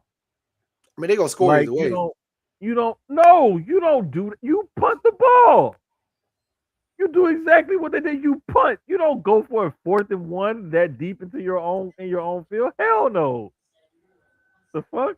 This is why I say I'm glad some of y'all just play video games and don't, because y'all would be like I like three my and coach. 3 and 10. I'm not gonna lie to you. I have the mindset of my coach though. I like aggressive football on the offensive side though. Like I think if you have the regardless, if you have the personnel, you draw up the play for it. Oh, Bro, I don't punt. I hate punting. there's aggressive I don't punt. and there's crazy. I don't know. I just feel like that in that certain instance, I don't think that was crazy though. I just feel like 4th and 1, you definitely you got. I don't know. I'm just different. I just feel like you got to try because that punt block just changed the whole. Up until they started coming back, it changed the going into the half. It changed the entire trajectory of the game at that point, and it was like it took the air out of everything they were doing. Everything. Great game. I mean, shout out to Indiana. It went exactly, I guess, as some people say, it went exactly how it was supposed to go. Similar to the LSU year when they won it. You know, quarterback got the Heisman, National Player of the Year, like just got everything. So Except Joe Burrow had like twice as many yards and touchdowns. way more, way more. But there was a lot of questions about Mendoza at that were answered and then unanswered all at the same time. Let me tell you something. I got into a thread with my buddy that does the draft profiles, and it was Quincy Avery, the quarterback coach for like Deshaun Watson and them. Mm-hmm. So one of them had said something about the amount of RPO plays that Indiana was running that night, and the other one responded, and I was like, you know what? I'm glad I could talk football with some people who see the same shit that I be seeing, because I'm like, the fuck are y'all doing? And then we all thought about it, and Lance was the one who was like, you know, maybe that's what they're trying to do to combat those two defensive ends. And I commented, I was like, if you think about it, it's smart, because when you got Bain on one side, Messidor on the other side, if you make one of them, if you make one or both of them free, if you make at least one of them freeze because he has to try to do outside containment, you giving the running back a free run up the middle. And that's what was happening. Right. And that the one time they was like, all right, we ain't even gonna do RPO back here. We gonna go for it. And it's 4th and medium. We gotta throw it, or so you thought. Mendoza went back and was like, hey, let's go, quarterback draw. Surprise, bitch. And it was like, oh shit. Because for the most part during that game, Messidor was in. It was more Messidor than Bain. He was in that man's face. He put hands on him damn near every time. This is the what refs I was weren't seeing. Calling it. This is it what was I a was, lot of. It was a couple of times. It was a lot of. It was a couple. You're right. It was a couple of times where they hit him in the head or something like that, and I was just like, ooh. Like I didn't really. I think there was only once when they hit him kind of late when I thought they should have threw a flag. Yeah. But for the most part, I saw what you were talking about. But it was like Messidor was getting there, but then Bain was beating the block more. Like Messidor would get there, was blowing them up. Yeah, it was crazy, because it was like watching them all season. They've been playing meet me at the quarterback like all season, and which is always fun. It's crazy because it's like watching them. It's like watching like a. It's similar to when I watch Houston's Hunter and Anderson, except Hunter and Anderson are a little bit leaner, quicker, whereas Miami's Messidor and Bain are a little bit bigger and stronger. They're bigger guys because they're both like 275, 280, whereas Anderson's like 240, 250. And but you know what's crazy? Hunter's When like I was watching the end of the game and they were showing Bain had took his pads off and gave it to his family, and I'm looking at him, he's not as big as I thought he was. Like he's actually a little more leaner like Anderson. If he looks like that. But that was like what I'm saying. What they were showing at least on TV was him, you know, just with the with the compression shirt and everything on, and I'm like, Mm-hmm. he just looks slimmer than I thought. I thought he was a lot like stockier though. Um, but I think he did come into this season a smidge leaner than what he was last year, also, because he was a lot bigger last year and stronger. They got He him came listed in at this season 270, faster. 6'3", 275. I Mm. want to say he was around. Oh gosh, he was around. He may have been a slight bit bigger or smaller. I can't remember if he was a little bit heavier or a little bit I lighter think he was a last little year. heavier. I think he was a little I, heavier I last I year. can't remember. I know he was around the same Because size, maybe a Mesidor little bit. also, Mesidor Yeah, came, was a little heavier last year also when he yeah. came in, but it worked Okay. for them because they were quicker off the ball, still strong. Just Yeah, that and they got footwork was just Messidor better. listed at 280. I remember they were like around the same size. But like the thing that I love about watching both of those guys is when you have two big, strong guys that can come off the edge like that, that have the athleticism and the footwork where they can set the edge, get to the quarterback quickly, and not just have to worry and use their bull rush, pass rush skills. Like they can play the run and play the pass. It wasn't just that they were just good pass rushers; they could play the Mhm. run as well. I And think that so game helped Mesidor move up the board too from where oh, he he's was. been moving up the board pretty much all year. Bain Yeah. was already like a top prospect. He was already like guaranteed to go at least mid first round at bare Yeah. minimum. Most of the time, he was talked about in the top five. Messidor was the guy who was like, okay, he's like, I want to say early on or beginning of the season, last season or whatever, he was like second, third round pick maybe. And then he's moved up to that first round talent this season from what Uh-huh. I can tell. Oh, excuse me. So shout out to both of those guys, man. And I think that Indiana has they got Mendoza, couple of those wide There's a receivers, Yeah, a lot of day players have moved up the board now that people weren't and I watching. want to say, guys, a couple of their defensive backs and like one of the offensive linemen. Um, they got about five or six, seven, eight players that's draftable. Basically, they Yeah. got it's under 10, but I can't remember all of them. But I know outside of Mendoza, it was a couple of the receivers. I It's a want to say, receiver that one receiver that came with Signetti from JMU. I can't remember his name, but I've seen a lot of talk about him, and he's moved up the draft board high also, mhm. which Yeah, is dope for him.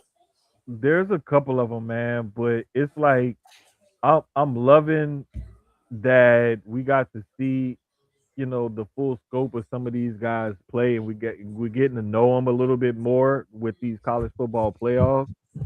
But to be honest with you, to wrap up college football talk, all the talk about expanding the college football playoff, y'all need to dead that. We do not need to go to 16, and we damn sure don't need to go to 24. I don't think we need to expand it, but I think they need to look better at like How they fill it out. I love that JMU made it this year. I love it. And shit, they scored more against Oregon than a lot of people did this season. Played Hmm. better. But also, we gotta really look at some of these teams that's getting in, man. Like I get it, but it's sometimes it's tough because they had great seasons. You got a reward for great seasons, and Hmm. it's either they make the playoffs or you give them a really good bowl game. It's one or the other. Yeah, no, and the thing is, man, like you, to me, college football had a problem starting long time ago, and it Yeah, was the BCS and the computers and this and that. and Like the when y'all SEC started, being super when biased. when we started seeing teams that are right at or below 500 make bowl games, that's when I was like, it's too many fucking bowl games. Oh, it's Way definitely too too many many bowl bowl games. games, Way but too that's many bowl games. also way too many football school teams. So it's like Well, it's I'm not gonna fault the schools for coming up to the D1 level to get a part of that money. If they qualify, they qualify. They got some real strict qualifications too. yeah, But again, like Dre just said, money talks. And it's yeah, like because there's the sponsorship there, there's going to be money to be made. They're going to take advantage of it. And I think that eventually water is going to find its level because they're going to get tired of paying for these sorry ass teams to come there. But the thing is, because even if now that you team you is got bowl games getting bull teams that are 4 loss, 5 loss. Hell, even 7 to 8 lost teams now. Bruh, the ones that I saw that shocked me the most, I have seen 5 and The Pop Tart 17, Bowl is funny as hell. I ain't gonna lie. and I've seen 6 and 16 and stuff like that. A bunch of 7 and 5 teams make bowl games and stuff like that. But when a fucking 5 and 17 makes a bowl game, I'm like that pisses me off. The Pop Tart That I'm Bowl. now I'm mad because it's like, God damn it, can you at least be 500? Like, At okay, least, maybe you could be above. Can you at least be 6 and 6? listen, it it's crazy. I mean, there's no way really to fix the like you said, the system has been corrupt for a while, so there's really no way to fix it where everybody is going to be happy. Like Yep. somebody's always going to be upset and be mad. Oh, for sure, Um, for sure. I mean, shout out to JMU. That's money that they got this, to go into their school and program this year. Hmm. Hopefully they continue to build on it and they can get back next year, which they probably will. Signetti's And put a great foundation there that's still being instilled even after he's been gone. So, right, and the thing is like they get it extra because not only did they make it to the playoffs, but their former coach from 3 years ago, he took his team and made a tremendous turnaround. So it's like, mhm. oh, wait a minute, like they were just like JMU is like how the young Bucks and them were back in the day. Like it was like they put on a bunch of good indie matches and they turned out a couple of good talents here and there, but it wasn't like anything that made a huge impact.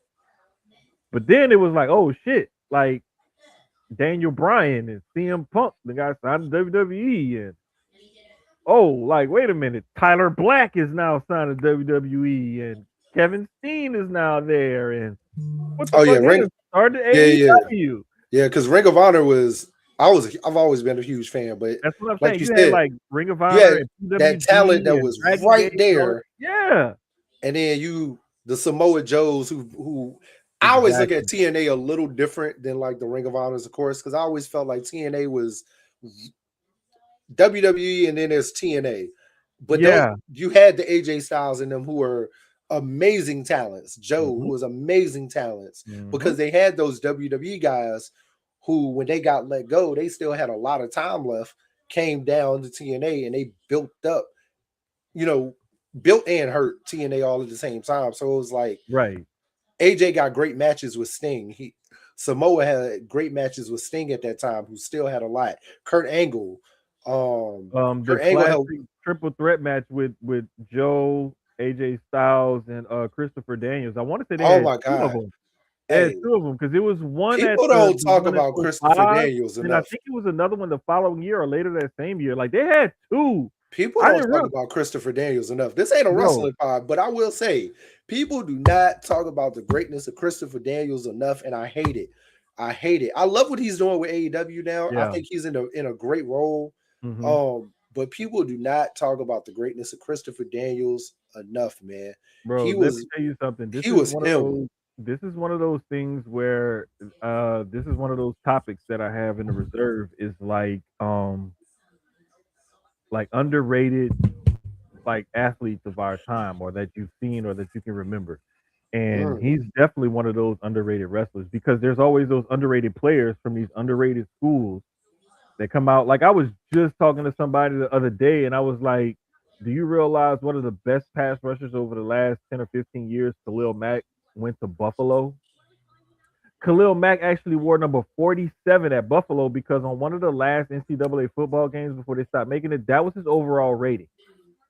Oh, on So he wore 14. 47 because that was his last when in NCAA football, that was his overall rating was a 47.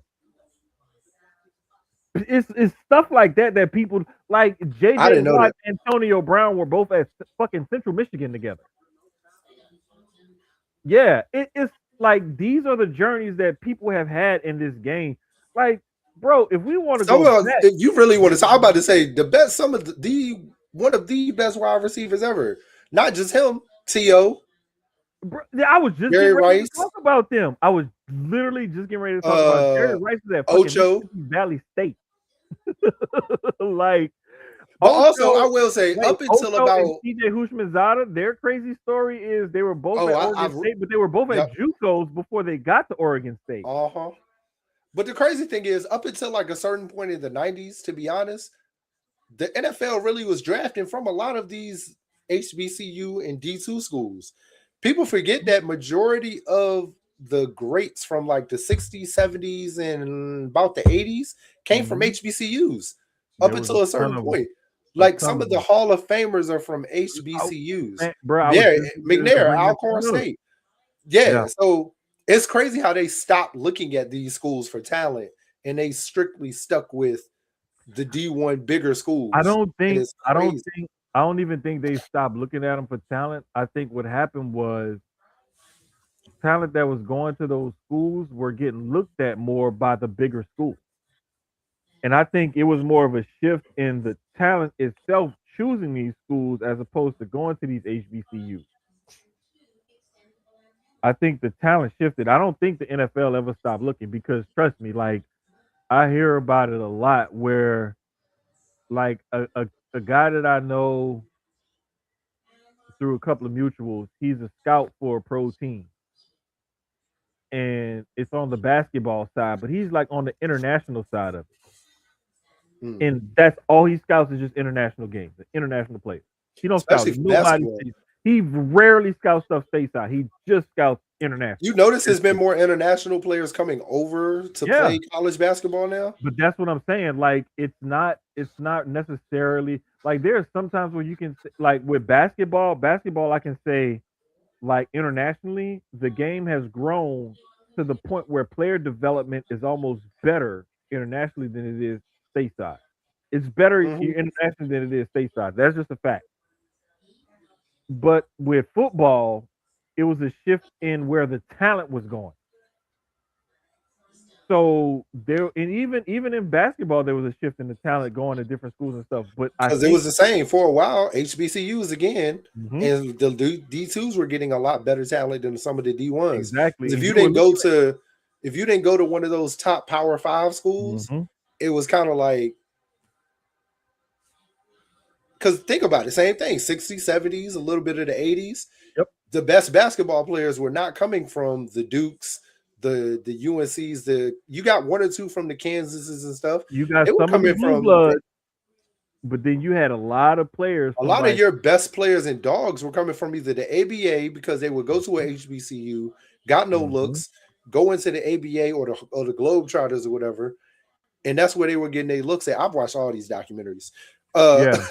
but that's where There was the some talent really was good. coming There was from. some ballers out there, and the thing is like, um, we tend to see it in like less popular sports, like. But then when you really think about it, like baseball and hockey, and you really think of like the blue bloods of those sports, it's more true to form in those sports than it is sometimes at some of the major sports like basketball and football.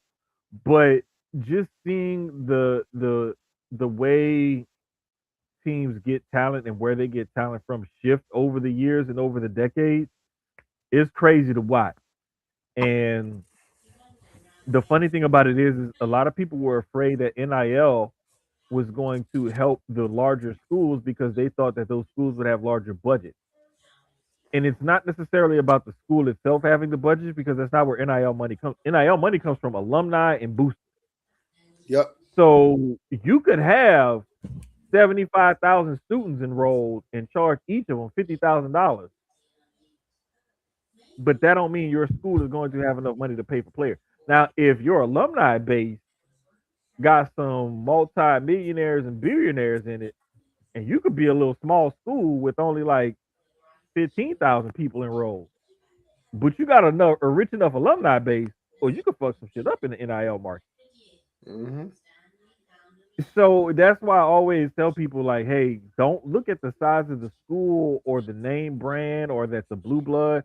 You got to look at who's pouring how much money into these programs. That's what you got to look at. Perfect example, Oklahoma State, T. Boone Pickens, all billionaire. He been dumping money into that school for decades. And that's why Oklahoma State is always able to stay somewhat competitive with their cross state rival Oklahoma. Mm-hmm. It's because of that. Football and basketball. That's why Mike Gundy got fired, even though he's an alumni, played quarterback there and everything else. It was like, hey, you ain't getting it done. We put all this money into this team. We need to see results. You out of here. Like, but you starting to see stuff like that. But speaking of NIL, to transition over to college basketball, since we're talking about NIL, the men's ranking stayed pretty much the same, except Iowa State dropped another game unexpectedly this year, and they were the biggest faller of anybody. They fell 7 spots. Number And 9 now. damn near everybody in the top 10 moved up a spot because Iowa State fell so far. And Bro, it's pretty. it's The literally men's like rankings teams, is bro, pretty teams, close. wait, teams two through 8, everybody went up a spot because Iowa.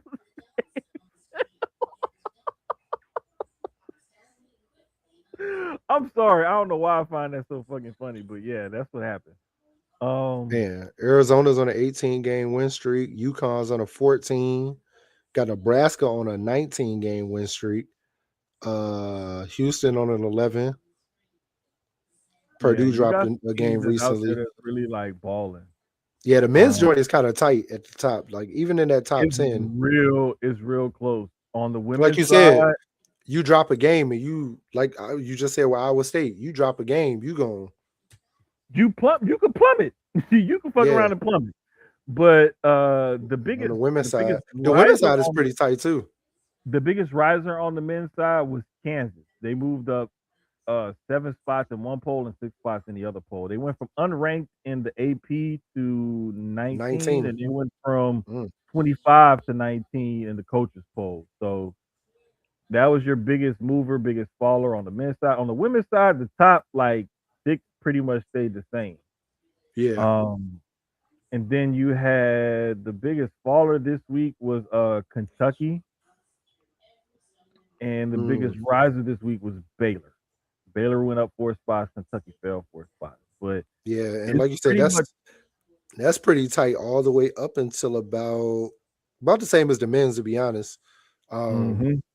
maybe a little, yeah, because it's about 1 to 2 games separate everybody. We have Yeah, less undefeated in the women's side because we only have 2 undefeated, which is UConn and Vanderbilt, and then South Carolina's only lost 1, UCLA's lost 1, Texas 2. Everybody else after that is 2 and 3. So Texas Tech and Princeton only lost 1 game. The fact that Princeton is 16-1, I need to pay attention to their women this year. hey, TCU is 18-1. That's another one loss team too. Yeah. I've been watching TCU, of course. No, Yeah. TCU is 18-2 on the women's side. Oh, I'm sorry, 18. No, the thing that's Yeah, funny is on the they on just the lost. AP side, they got them at 18-1. On the coaches side, they got them at 18-2. Really? Yeah, bro, I swear, I'm about to send you the picture Hey, right brother. now. Every time y'all bring up Audie name, I smile because I was the first one. That was it. I hipped all y'all to Audie. Dog, let me tell Audie, you, hey, brother, like, I started watching her and I was like, yo, bruh, Shorty I is saw balling. it and I was like, I need to see more because I'm not convinced. And then you was like, nah, bro. She She's like that. She really consistent. like that. And I was She like, was okay, consistent I'm last gonna pay year. more attention. Ever since, and this was last year. Ever And I since told I've been you. like, yeah, she Then they went really out and is got like Jada. that. They went and got out and got Jada from Arizona, and now she got a Hmm. point guard. That's all Jada needed. That good 1-2. Because I realized in high school, Jada was the same way. She was better when she had somebody big down low to help her out. When she just got to do all the scoring by herself, she can do it, but she Hmm. plays better with the big. Audie is the same. Audie can do it. And I mean, hell, she averaging 30 a game for real. But she's better when she got somebody that could just feed it to her and then she do 1-2, put it up. So Hmm. it was a great tandem of them two being together. Yeah, the one um that I noticed that there's something different. Yeah, Dre has been all over Kiki Rice for Oh UCLA. no, He I've hasn't been come up paying about her. attention to UCLA also because I like Lauren Betts. Her little Yeah, sister is a baller too. bro. Um, Her little sister actually has the opportunity to be a little bit better because I think she moves better than Lauren. She's not. yeah, I think the she's not younger as sister's tall as like Lauren. 6'4". I don't think Yeah, because she's Lauren is like 6'7". I think the younger sister's like 6'4", yeah, and so she also yeah. moves a little bit I better. like But UCLA. yeah, I like they're watching really them play. good. But one thing that I did notice somebody had pointed out was, and I know you like Full Wiley when she decided to go to LSU, Woo! Loved it. she can't go left. Full Wilder? She has a hard time going left. Yes, and I didn't realize this until somebody pointed it out. And I was like, you know what? I'm gonna have to watch a game and see because you can put together a highlight reel and make a person look bad. And I kind of watched a little bit, and I was like, you know what? It's not as bad as that highlight reel look, but there is an issue there. There Mhm. definitely is an issue there. I never But paid yeah, attention to that. I kind of picked up on that. And one thing that the only criticism I have of Audie Cook is a lot of the times I don't see her rebound numbers where I would like. Mm. That's the only that's one of the very few criticisms I have of her. It's just I don't always see her rebounding stats where I feel like they should be, what I feel like she could do. That's just me being nitpicky, but that's just how I feel about it. I'm But sorry. also, when you averaging 30 something a game and they just throwing the ball down to you down low and you not missing a lot, it's also like the numbers may not be where they need to be just because you're not missing a whole lot for real, for real. Mm-hmm. Because like this So year, she's averaging right at 27 a game, but only 7.5 rebounds. And I know I say only, but I'm like, you are the your footwork is immaculate, and you it are a is. space eater. It is. Like And it's like, her footwork is where we want what's the old girl that went that Chicago drafted? Not Angel Reese. Angel. No, No, no, no, not no. Angel. From South Carolina. The Yeah, Brazilian girl, the tall yeah, one. but that's what her Audie Yeah, footwork is where we want her footwork to be. Because if she yeah. had Audie footwork, she would be a dog down low. Be a A freaking dog. monster, bruh. Because She she would got be the size, scary. she got the height, the She hands, the would length, be the scary as size. Because she's not as Cardoza. stocky. Camilla Cardoza. Yeah, yeah, yeah. Camilla Cardoza. She's not as stocky Yeah. as Audie, so she moves a little better. But if she could get that footwork, oh, and Bro, she's been working on it over in China, and who she's been working yeah, with, so hopefully she it's really better this has. season. Because I did see, like, there was a couple of highlights that I saw from her playing overseas Hey, when she had to where if guard that she tall girl, that 7'6", that that girl seven, was like that 7 foot like three or whatever bruh, Chinese girl. She defended her very well. bro, let me tell you something. That girl got good footwork. And now The that's one thing Chinese I will say about the the Chinese Chinese. girl, They gonna make sure yeah, your yeah, fundamentals are down pat. Because Yao Ming was the same way. But no, I saw a couple of highlights from Camilla from overseas.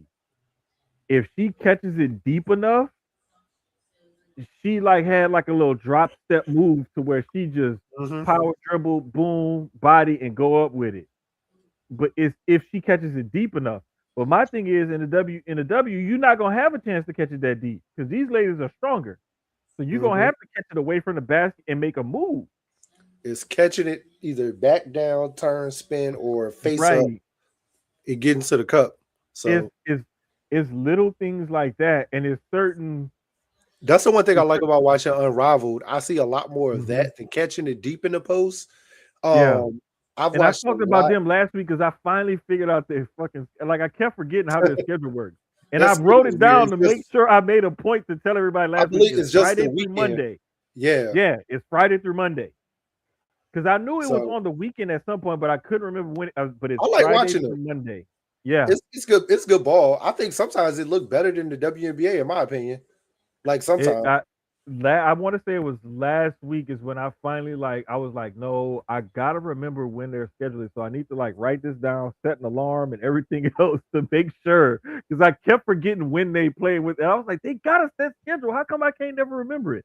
But yeah, I took care of that last week. But they are Friday through Monday on TNT, TBS, like the Turner it's Family, and true. HBO Max, if I'm not mistaken. But I Yeah. know if you look at the Turner networks, and I believe it's HBO Max, is where you can find Unrivaled Friday through Monday. Yep. I'm looking at it right here. TNT, True TV, and then HBO Max. There we go. There we go. Yeah. Yeah, but I've it's enjoyed Friday watching. through Monday. I've definitely enjoyed watching them. Mm-hmm. Let me see what else we got. NBA has been interesting. Jimmy tore his ACL, done for the season. Bruh, that was just. I was like, damn, man, like that hurt. And I'm not even a Golden State fan like that. Like, but just as a basketball fan, that Yeah, hurt. yeah, yeah. And to see That what hurt. Golden State's been doing, so Mm-hmm. I think that play. That's I'm gonna tell you though, Jimmy getting hurt is gonna be interesting now with Kaminga because do they Man, trade Kaminga or do you keep him now? Because now you need bro, another score. that was the biggest thing that, like, to me, That's what I made got the from it. whole Kaminga thing even more interesting. Because now, do we trade Kaminga for like for pieces that help us out because we're missing Jimmy, or do And we the keep other thing Kaminga is now because we're missing Jimmy? you you can't really find a trade partner if you wanted to, even, let's just say, out the box, if you were swinging for the fences and you had to include Jimmy in a trade to get a certain player back, you can't even really include Jimmy in that trade now Nope. because he just got hurt. I So could see you if he was definitely set to return or something, you don't even so you're gonna be missing them all this season and possibly at the beginning of next year, possibly part of maybe. next year. Exactly. So it's So like that's gonna be hard, bro. That's gonna if be I'm really hard Kaminga, for them I ain't to gonna do. lie, I'm sitting back now like, so you need me now. Oh, so now you need me. Hey, but Uh, if I'm him also, I would be like, you know what? This is my time to shine. Either this oh is my yeah, time to convince them that they need to fucking pay me, extend me again, or this is my time to shine where it's like, look, I need to ball the fuck out so y'all can get me the fuck out of here. Either way, whether it's you got to on or off ball out season. right now. Oh yeah, this is time to turn up. Definitely, it's time to turn up. Big time. And it's like, bruh, like there's no more excuses or anything. They actually need you because one of their key players, one of their star veterans, is out at the same kind of position that you play, that you can play. Hmm. It's time to it should get off the pot, big dog. Should get off the pot. That's the way I see it. And I really hope he shows up and shows out. But with that team right now, they're in eighth right now. They're still sitting in eighth, a game and a half behind Minnesota, and it's effectively a game and a half behind the Suns for sixth, and a game and a half behind the Lakers for fifth because they're also um Question: at 9 games back. are you worried about OKC with Jalen Williams being shut down for the season as of right now? Kind of not really. I Kind of felt not like it really. was. I felt like it was interesting when I seen it because I was like, hmm, like he's a key piece to that team. But I'm like, they have so many other pieces that it's like, is it gonna affect them? Excuse me. Is it gonna affect them to the point that it like right now they up 88-72 on Milwaukee. Um, it's so crazy that this game load management has been so crazy. Because for They somebody say he's who's gonna be reevaluated in 2 weeks. yeah, I think as of right now it was a shutdown. Then they're gonna look back at it. Yeah. It's So a weird injury. he just got back like a He couple only of been weeks back for about ago. 3 weeks, maybe. Yeah, and now he's shut down for the next 2 weeks, and they're going to be reevaluating him in 2 weeks with a hamstring injury. So it's like, because I'm watching that game right now at the corner of my eye, like I got it on. I'm just not like paying that close attention. But it's like when I saw that the other day, I was like, he just got back though, Yeah. and now he's out again. But it's weird because if you remember when they had that crazy run to be start the season, he was out. He came back like at the tail end of that run, and that's when they started falling off. When they was like 6-6, or they had that 5-5 stretch or whatever, and they ended up losing like out of the last like 15 games or so, 20 games, they've lost 7. So it's like they've had a shitty run the last few weeks since he's been back and been healthy and been playing more. Now Hmm. that he's out again, some people are thinking, well, they could just return to form. Maybe, maybe not. Like you gotta account for chemistry Yeah. in the way But certain lineups also play some of together those and players stuff. that they were missing last year that got hurt are back this season and they're stepping Hmm. up. So it's like Jalen. That's why I said him being gone he's a key part to their offense, of course, and their defense and Hmm. what they do as a team. But there's so many other players that they have that have been stepping up. Chet definitely needs to step up more. Mhm. Yeah, because you had like Chet does his thing, but then you've also had like Come on. um what's his name?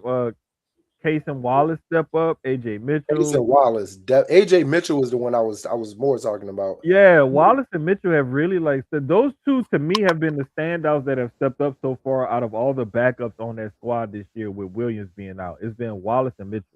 Is what I've kind of like with that those are the two that pretty much stick out to me.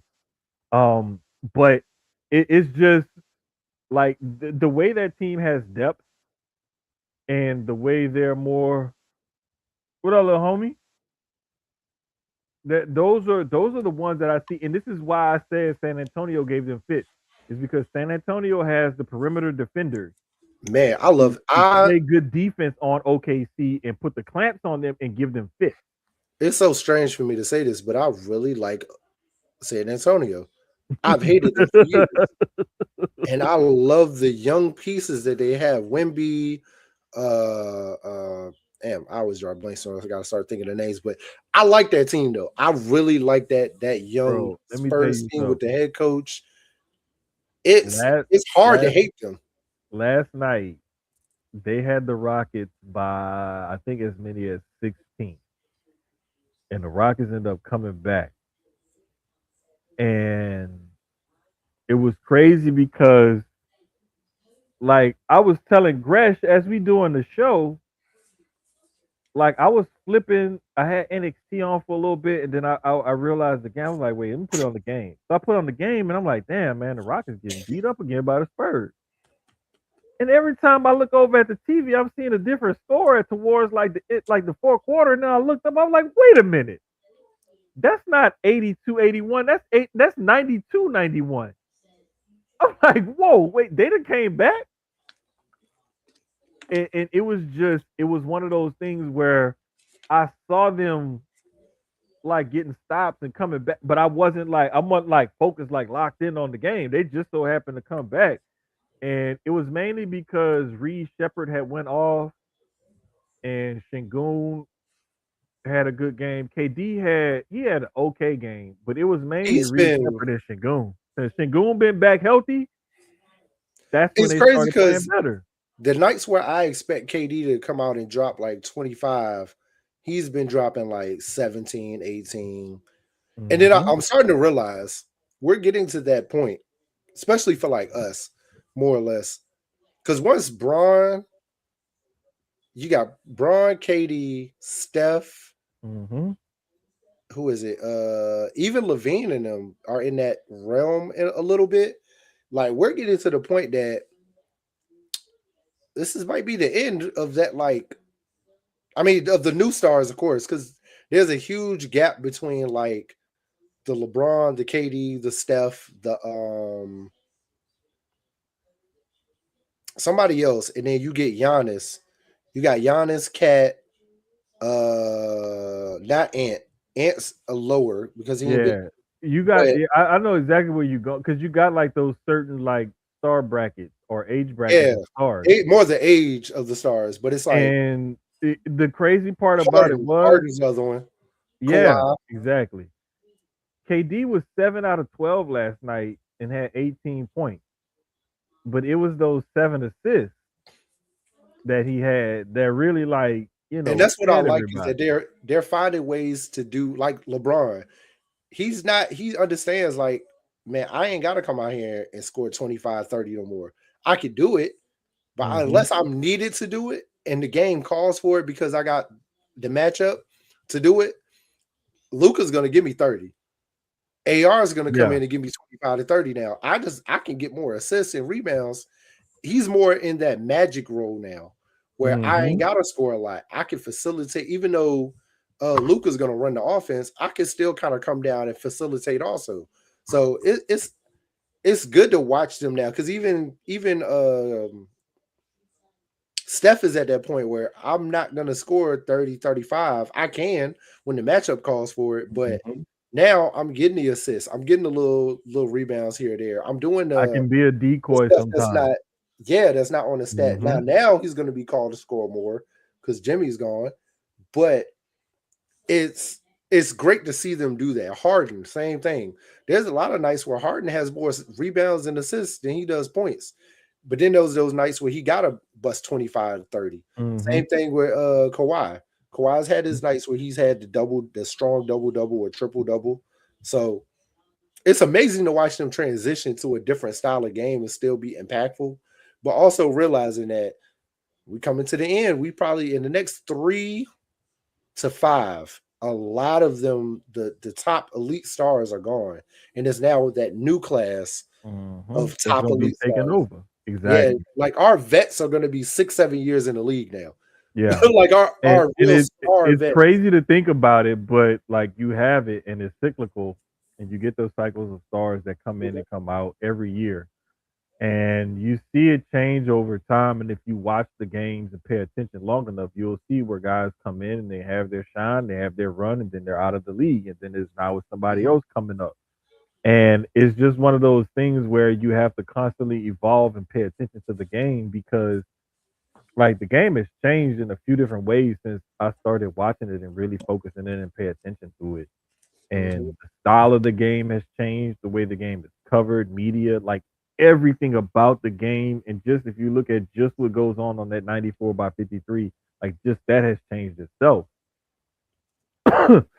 Excuse me. But it's like, just to see those stars come in and out of the league and constantly cycle in and out, it's cool to see because also you see the game itself evolve and you see like back in the day it was more like paint based and paint oriented.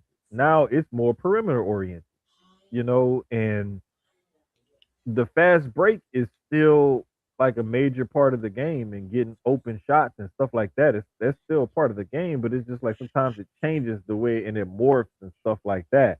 And where you saw teams like back in the day, like the '80s Nuggets or the Mavericks or the '90s, the early '90s, late '80s Warriors with Don Nelson, Mhm. those early 2000s and mid 2000s Phoenix Suns and whatnot. Like you saw some of those teams that started bringing some more of that different pace of offense and different style of offense and quick shot offense into the game and whatnot. And like now you see more of that in court. Now that's the norm. Now if you see a team and they have a low post presence, it's like weird. And that used to be the norm. It So the definitely game, is now. yeah, it's just cycled and flipped and everything, and it's cool to see it. But then it's also cool to see guys who like were traditional, quote unquote, like big. Like you see a guy like Kevin Durant. Kevin Durant really like about 7 foot tall, but he Mhm. plays like a two guard. And then you see a guy like a Wemby that morphs, and he's taller than KD and plays similarly. And it's like what the hell? And then you see a guy Because like Jokic if you who's watching high school sports now, like I'm looking at it like even watching like some of the local stuff recently. hmm Positionless basketball is a real thing. When you got centers hmm that are coming down, like you just saying, handling the rock, and they're coming down with the twing, dunk, dunk, like they're bro, it they're was bringing the ball down full court now. yeah, it was a kid I remember. He was like a 7 footer. I can't remember where he went, but I remember watching him play locally, high schooler, and he was the team's best outside shooter. And then I saw another team where their tallest, most athletic player was their point guard, their ball handler or whatever. And sometimes it's like that because that's the skill set that that player has, and that translates to a different level than where they're playing at. Or sometimes you see them with different skill sets and stuff. And like nowadays, we're seeing guys like I was getting ready to say a little while ago. You see a guy like a Jokic who's 7 foot, 280 pounds, but he plays like a point guard. Yeah, And then you'll see a guy like Anthony Edwards. who's about 6'2", 225, but he will bully you and get to the basket. So it's like you see different styles of players at different positions and whatnot. And like you said, positionless basketball is such a thing right now to where you just look for, I'm just looking for the five combination of guys I can put out on the court and accomplish this goal. And now it's more or less like when I put these five guys out there on the court and I'm running this lineup, this is what I want to accomplish. Or when I put this lineup, this is what I want to accomplish. Yep.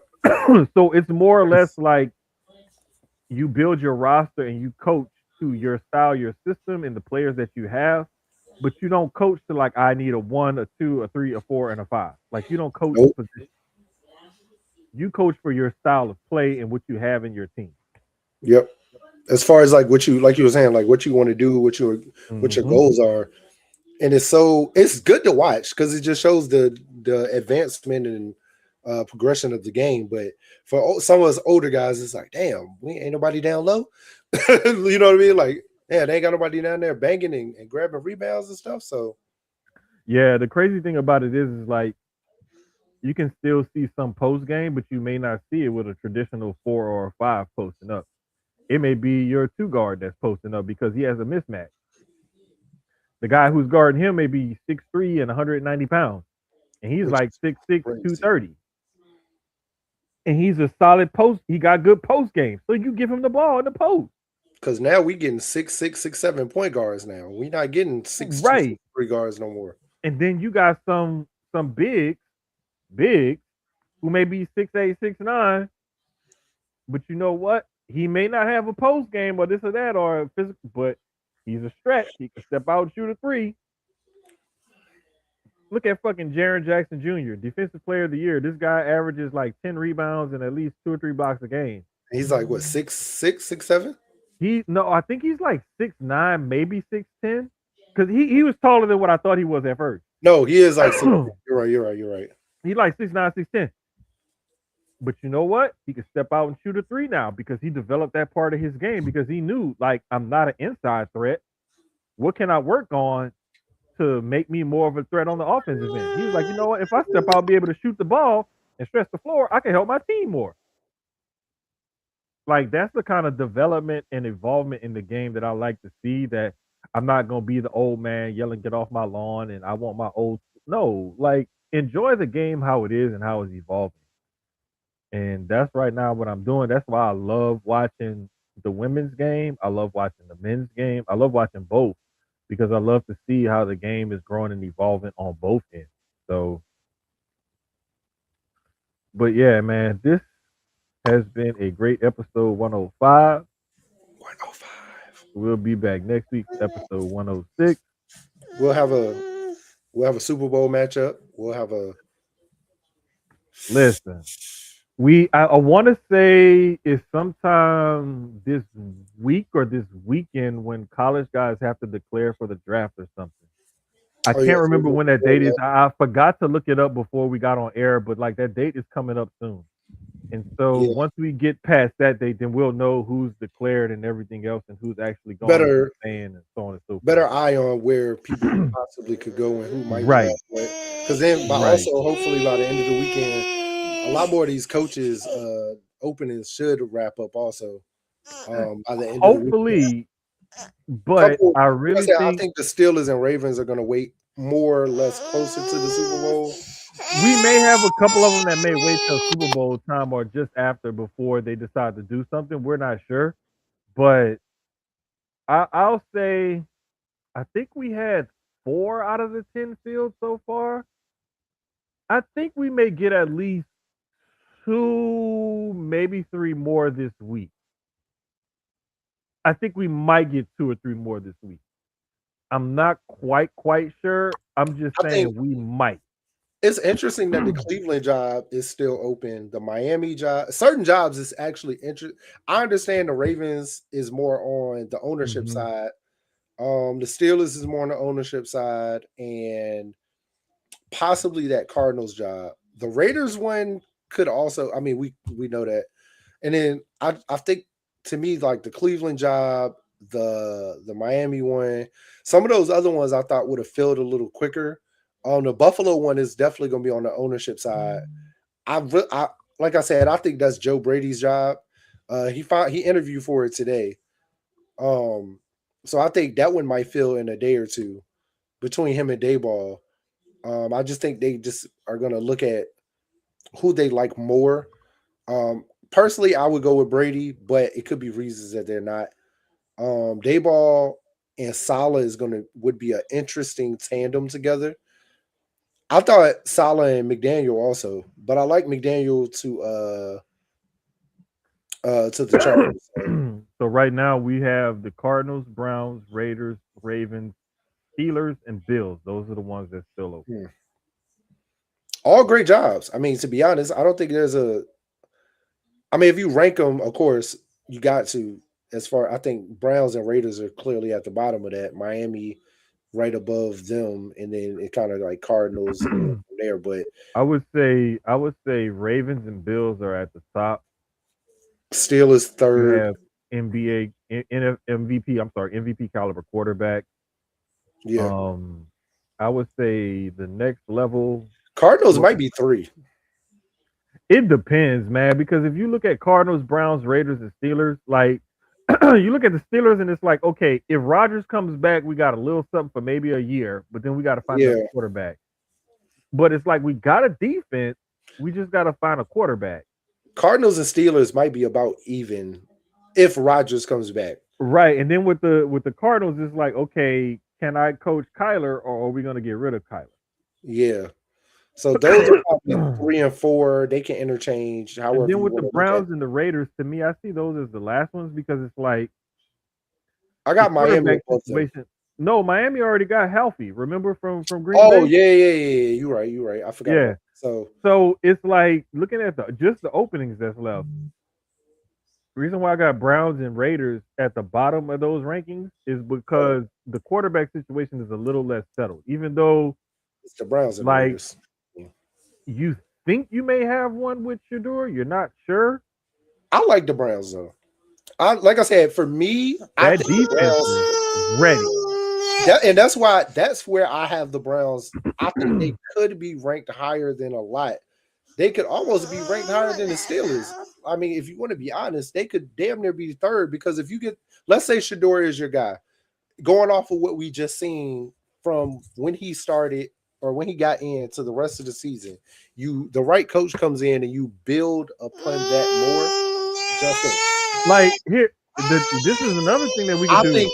I think that's a more interesting. They got a run game now. Yeah, and if you could at least go, I think Shador went 4-3 this year. So if you could at least go 500 with him, like you got something cooking there. But bare minimum, it's like, okay, we at least know we got a guy that we could pay and he could be our backup quarterback. Like there's something to work with there, basically. There's a little bit more to work with there and a little bit more certainty there than you have with the Steelers. Because a lot of people are forgetting Nasty Man is still there. You still got Deshaun. So technically, Deshaun really is your starter still, if you want to be honest. A healthy, he's never going to be 100% again. But no. Deshaun at what, 70, 75 is clearly better than what and I like Shador's development. I think you build upon that. You still got Deshaun. If Deshaun can come in and be very serviceable for you and better than what you had, you still keep Shador and you build upon that development from there. Yeah, you can still do some stuff with it. There's something to work with there. There's a little bit more of a future there than you have in Pittsburgh. But the situation overall with both is still kind of uncertain. And that's why I say I put those two, I mean, the Raiders and the Browns kind of at the bottom. Because with the Steelers, it's like, I don't know. It's weird. They're to me, they're all three like kind of close together. But yeah, and it's little things. Depends on because like you could, if you hit on the quarterback, you off and running. Yeah, with the same thing. Like I said, with the Browns, you easily could. Let's say, like you said, Deshaun or Shador is your guy. Hypothetically, go out and get O-line help. Go out and get more on the offensive side because, like you said, that defensive side them getting Mason Graham last ready to year. go. Like, you have the pieces on defense. It's let's tweak little things on the offense. Yep. Let's get the right coach in here. Then let's tweak the right things on offense as far as that O-line, getting more help receiver wise. You got tight ends. You, like I said, you got the running game now with Njoku and I can never think of the other guy's name. That's the number 2. Judkins and it's right there on the tip of my tongue, and I can't. Quinshon Judkins and I can't remember the other running, but yeah, they got 2 running backs. They got Njoku. That's really good. The only thing I would say, I think they need to shore up like the wide receiver position and like they got 2 tight ends because they got Fannin. Fannin. Oh yeah, that's right. So that's they just right. need receivers. Yeah, it's the quarterback room, figuring that out, and then adding more receivers, 1 or 2 more receivers, and that Browns team, in my opinion, can definitely compete with what that AFC North has, if not win it, because the AFC North is in turmoil. So it's why. That's why I say that Browns job is not as bad as people think it is. It's depending on who you are as a coach and your mindset. That job is easy. It's an easy layup job. That like y'all think the Cardinals' job a layup. I think the Browns if you can figure out how to put points on the board with Cleveland. Yep. And just find somebody to curate. You don't even have to babysit. It's just curate the defensive side of the ball. You gonna be at least 10-7 next year. Listen, you could be 9-8 next year with that team, and that could win that division. And the way that division is, you might. You don't know, because people are like, to hear the Ravens fans talk so highly of their team. They clearly have the best team in the division. Let's be honest. Win healthy. But it's a lot of turmoil there because there's questions about why y'all not drafting wide receivers. Why aren't wide receivers coming to play with Lamar? Like, you know what I mean? Why aren't wide receivers asking to come there? Your tight ends keep getting hurt, but they're showing up. Like likely could be he's a free agent. Pick. He's a free agent. So, and it's like he's gonna want to get paid. He's going somewhere. He might go to New York. He might go. Then you have to also wonder, like, can Derrick Henry keep it up? How long can Derrick Henry keep this up? They about to lose Lindenbaum. I think Lindenbaum is a free agent. He's key. A lot of teams said Howie is I've seen what they said the Eagles are highly interested in Lindenbaum if he is gonna hit the market and not get re-signed by the Ravens. Especially with what we were missing at center this year. So hey, let me tell you something. It's gonna be an interesting off season. It's gonna be fun. So fun. It's gonna be real fun. It's already fun. There's some teams that are so close because that coach if matters. they make a couple of moves here and there, they can really bounce back and have a tremendous turnaround. And we saw it like this year with the Bears. We saw it with the Seahawks. Like we saw these teams go from, picking top 10 or so in the draft damn near to like making the playoffs, making the, division round championship game. Yeah. So it's like it's not impossible. The fucking Patriots drafted 4th overall last year. I'm about to say, look at their turnaround. Like, come on. Like they're about to be it's definitely possible. And you need a combination of spending the cap space that you have, especially if you have a lot of it, wisely, and drafting right. And finding the right. It's going to be so interesting this offseason too. Finding the right coaching staff and everything that can go with your front office to combine them to like find the right formula of players and everything else that can get you some wins and whatnot.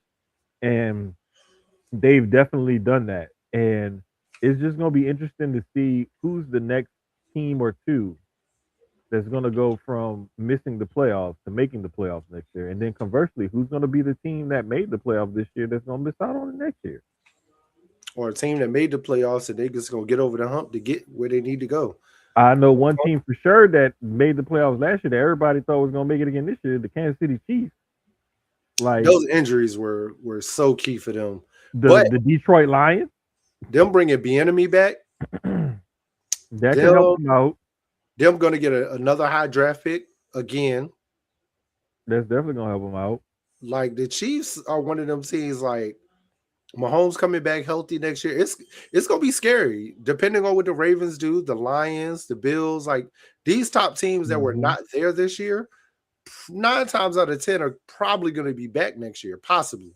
So it's like, what are these lower teams going to do to stay there to continue knocking these top teams back down?